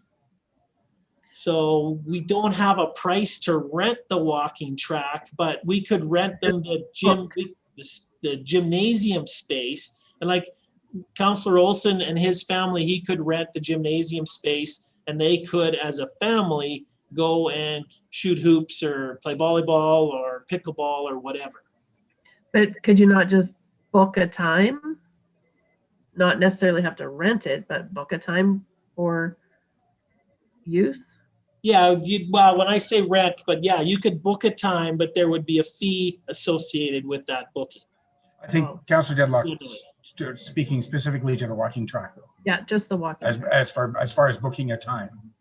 That's a unique way of looking at it for the walking track specifically. That could be something we could investigate definitely if the Deadlock family wanted to go walking, that they book that portion of facility and they, yeah, it's probably maybe a little gray, but I don't think it's totally gray.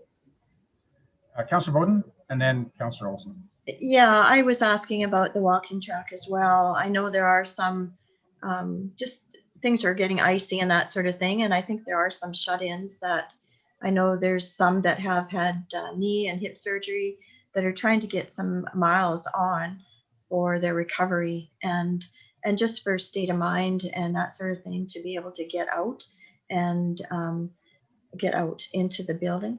But to be able to use use that facility and be able to walk sure-footed without concerns of falling and creating more issues. Yeah, no, I think that's now Councillor Deadlock has my mind spinning, but I do think that when you hear that facilities are available to be booked and rented, that generally comes with a price, but we could, I think we probably could say you can book the walking track for an hour period, say from 9 to 10, and immediate family only. And we don't charge for that normally, and we would probably still not charge, but they could book. But again, the stipulation I think would still have to be that it's immediate household family members, not friends that generally walk together. But yeah, no, that's something we'll look into right away, Councillor Deadlock, but I think it has a lot of potential. Councillor Olson? Just a comment, I guess, kind of a joke, kind of serious, but who verifies if I sign a waiver that says these people live with me?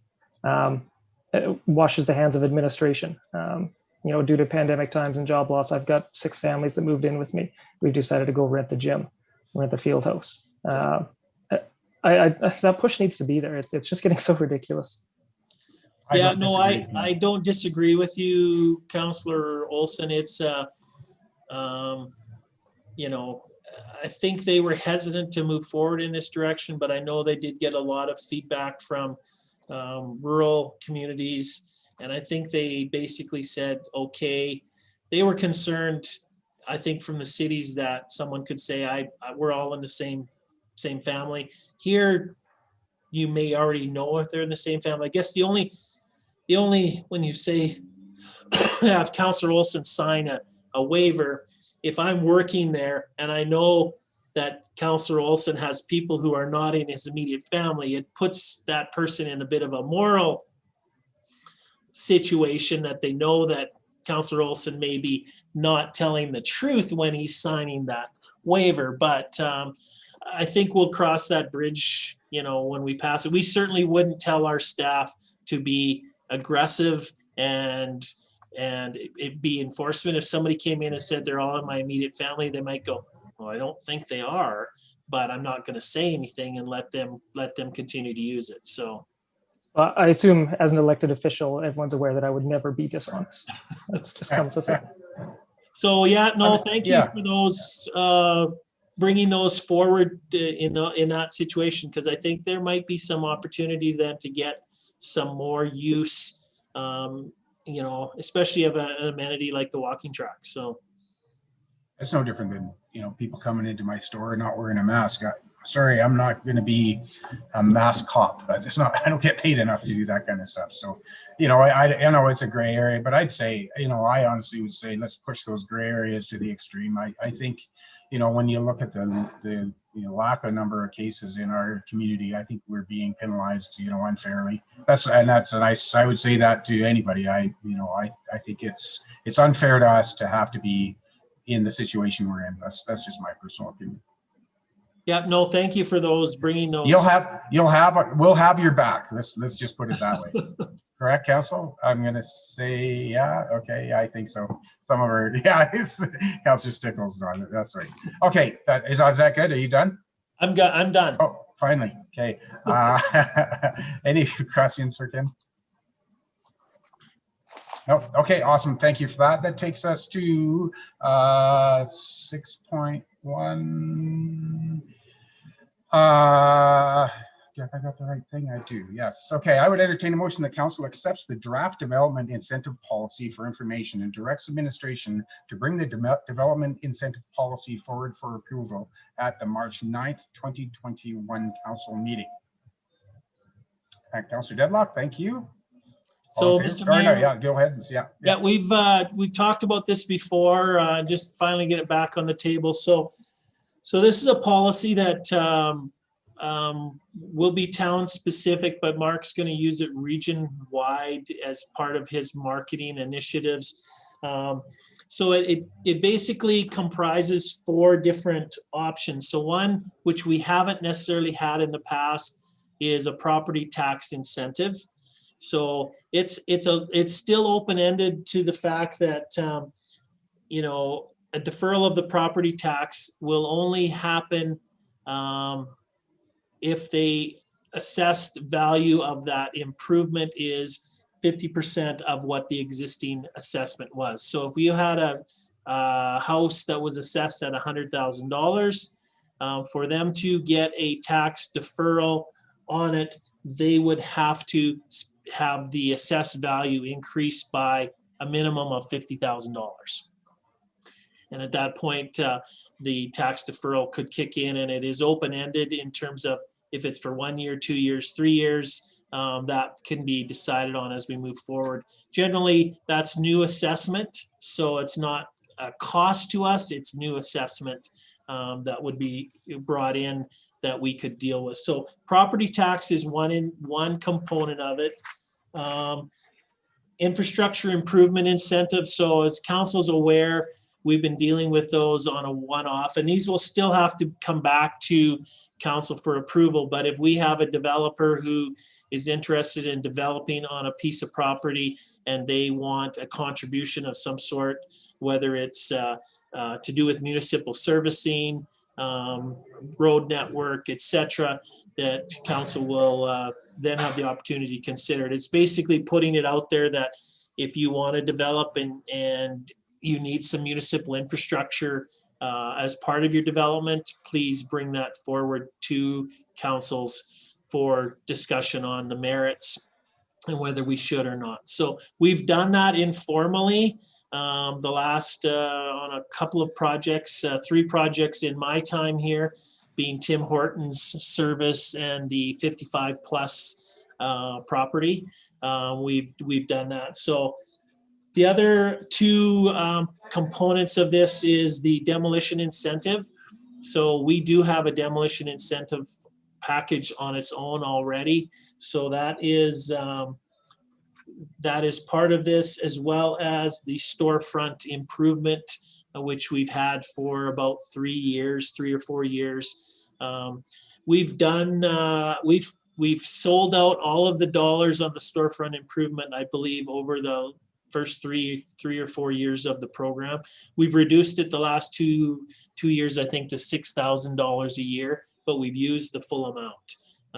We don't have any that I'm aware of outstanding applications as we speak for 21, but we do have money in 21, I think $6,000 in our budget if a business owner comes forward wanting to do some improvements to their outside of their building and make it more aesthetically pleasing. So so those are the 4, trying to take them and lump them into one policy, one program that can be promoted. And I guess that's all I have to say. I'll certainly answer any questions or concerns that council may have with it. And our intention would be to bring it forward to our March 9th meeting for formal adoption and approval. You are so good at explaining things. Look at that. Not one hand up. All right. Since there is no questions, I'll call a question. All in favor? And that is carried. Okay, that takes us to council roundtable. And I just noticed, I don't know if anybody else noticed, I don't know if it's new, but you can move your own camera views around, correct? Yes, does everybody realize that? Or am I just late to the party? Yeah, I don't know. Maybe it's just age, but the newest version of Zoom, you can actually rearrange your screen however you want it, which is really nice. So you just take your mouse and drag it over. Yeah. When you drag your mouse, it'll show a hand, and then you can grab it and move it. So that's it's pretty cool. I kind of like it. All right. So in my order, and this is no particular order, but we'll start with Councillor Olson, followed by Councillor Stickle. Councillor Olson. Thank you, Mayor. The only thing I've been fed several pieces of frustration about snow removal on sidewalks. Somebody actually tipped their stroller over on 12th Ave the other day with a child in it, an infant child. Potential for a pretty massive issue. Ended up just getting a little face wash on this poor child. But it could have been really, really bad. And it's a simple thing. We have bylaws. We've said it many times, can't have bylaws, we're not going to enforce them. So I directed her to the form. I said, there is a way you can, of course, always reach out to one of us. I can express the concerns.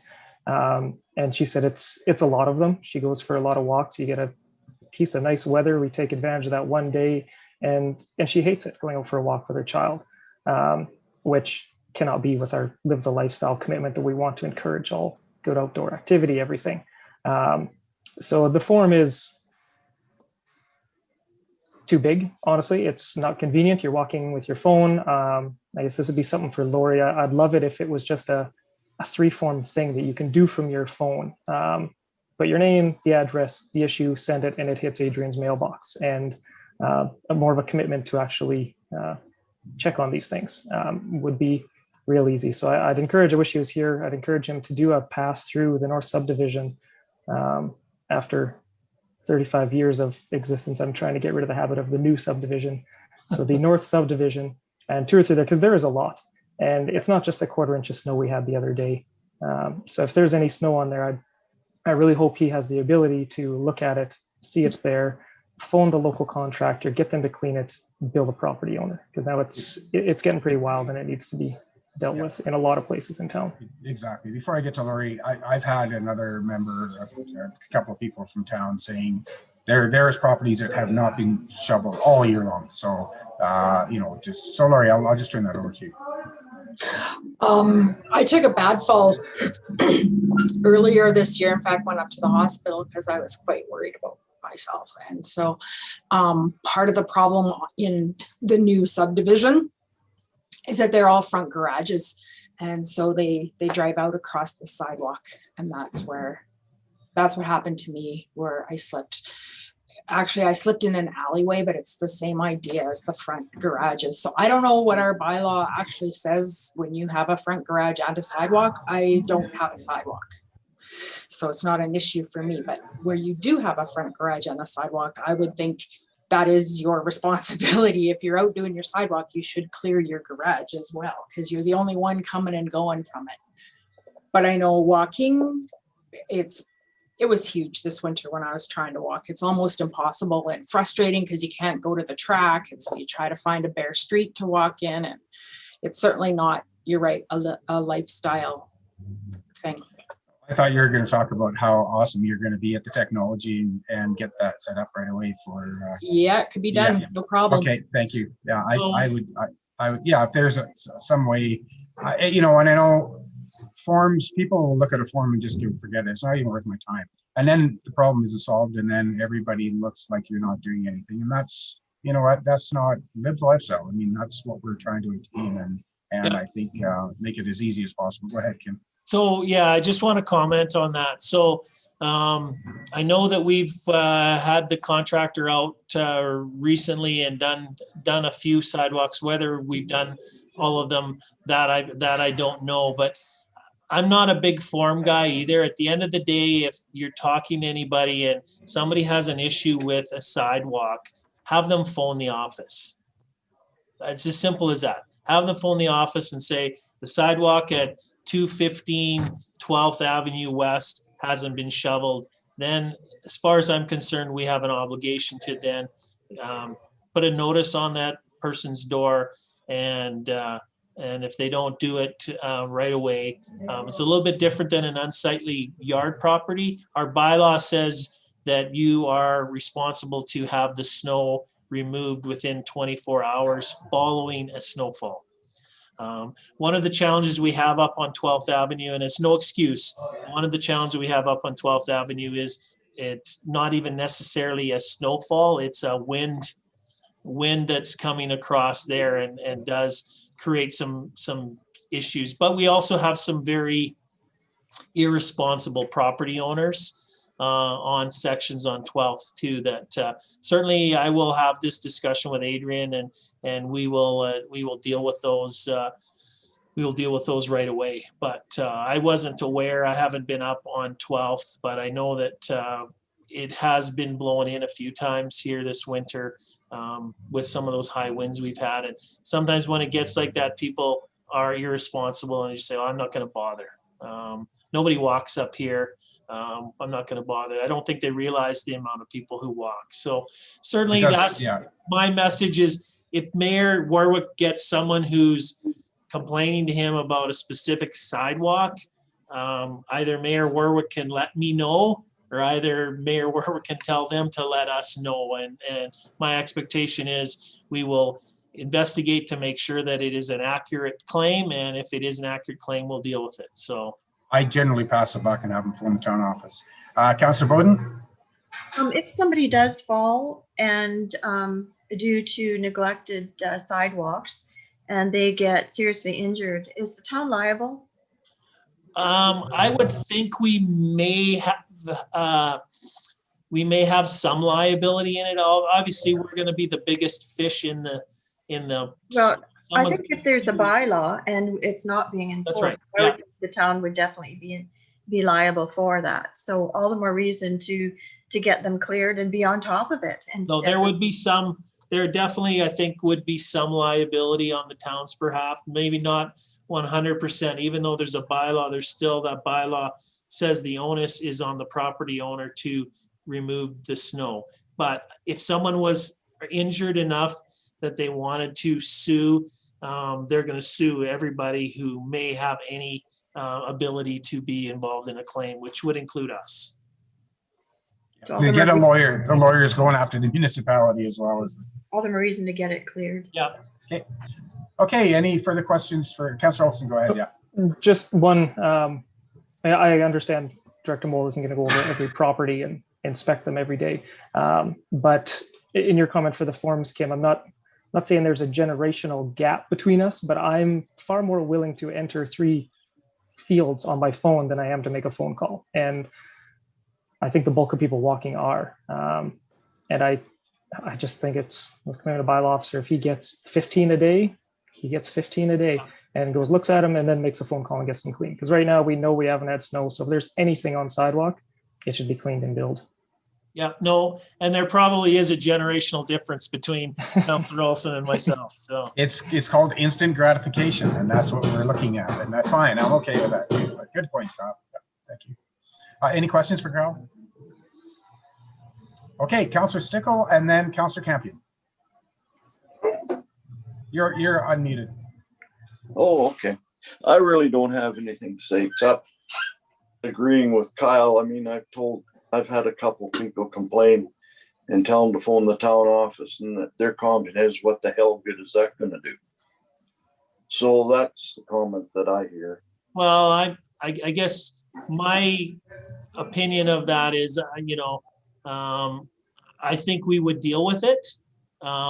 Whether people have had bad experience in the past or it hasn't been dealt with, but I think a lot of people, and I struggle with this because, you guys will hear comments, or you may hear comments, and I say, I don't know why that person just didn't come and talk to me or talk to us.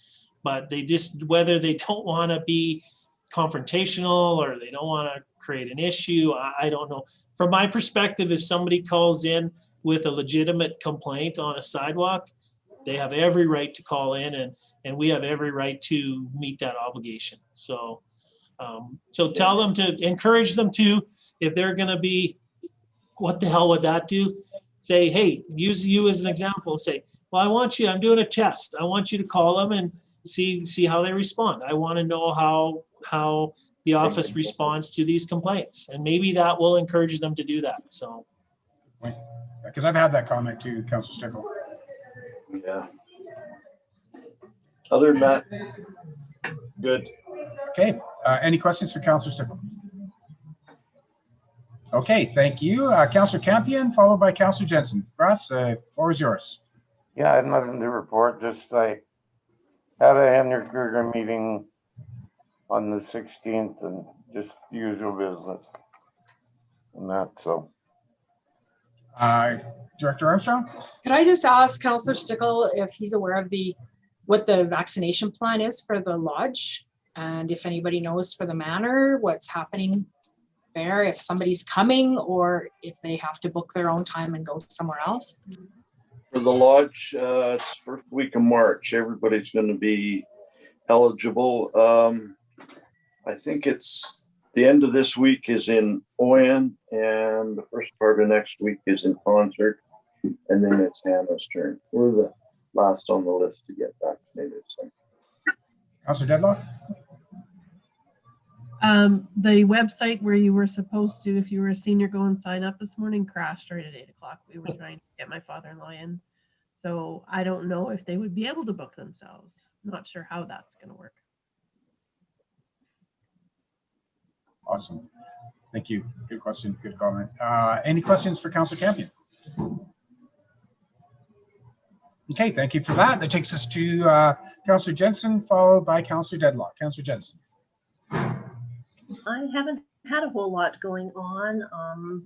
I totally agree with the sidewalks. You know, walking is treacherous out there. And the only other thing I've been hit up about was the RV parking. So I'll be interested to see what comes back there for discussion. Other than that, it's been pretty quiet. Okay, thank you. Any questions for Councillor Jensen? Councillor Deadlock. Councillor Jensen, do you know if the library is taking donations yet? I think that some things can come to the bin. They just get quarantined for a 72-hour period and kind of decided from there what happens with them. Okay, thank you. Yeah.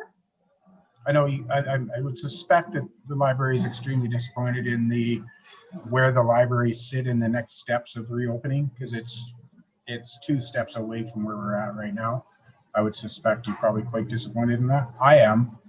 Yeah, it's unfortunate that we can't have people coming in, and I know a lot of patrons are disappointed with not being able to come in, but the library staff are doing an amazing job at trying new initiatives and book bundles, packs, craft projects, and online activities and information. So they're really trying to accommodate as best they can through this strange period.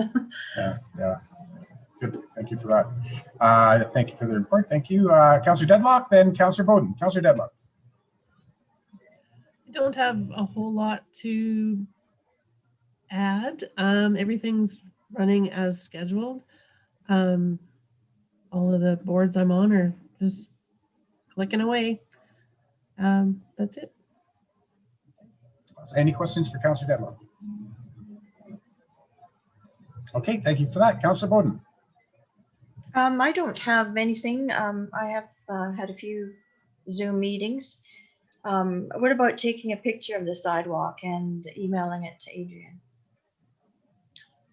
Yeah, that's an option. I don't think anybody, and I guess it's probably easy enough to do, but that's not my expectation. My expectation. You have a flip phone.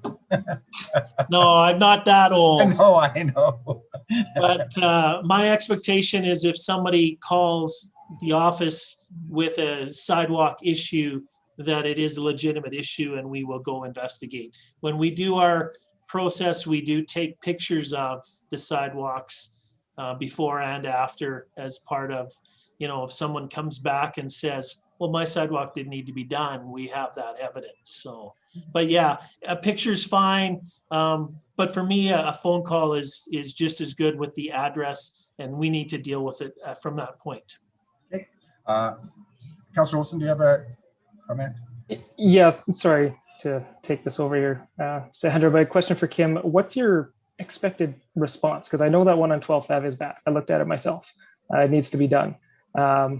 So is it, today he'll look at it and then over the next couple it would get reacted to, or what's? So the process would be, Councillor Olson, that we would go look at it upon being notified of an issue. And so in this case, when I talk to Adrian, we'll have him go up there. What he will do is either put a door knocker on their door or phone them, whoever the contact we have for that property, and say, you have 24 hours to have your sidewalk cleaned up. If not, we will be cleaning it up and you will be billed for it. So we do have a number of contractors who are eager and able to do that work.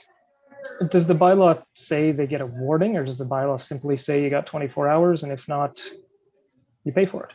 No, the bylaw says you have 24 hours. So we don't need to give a warning, Councillor Olson. The only challenge you get is then when you do bill it to them, if they don't want to pay it, then you're into chasing and pursuing a bad debt at the end of the day. And if it's not a owned property, to put it on the property owner on their taxes is the challenge, right? If they don't, we can put it on taxes, and they'll have to deal with it that way. But we have a lot of, it's usually the landowners or property owners who are irresponsible, who are also very irresponsible in paying their debts, whether it's taxes, water bills, bylaw cleanups.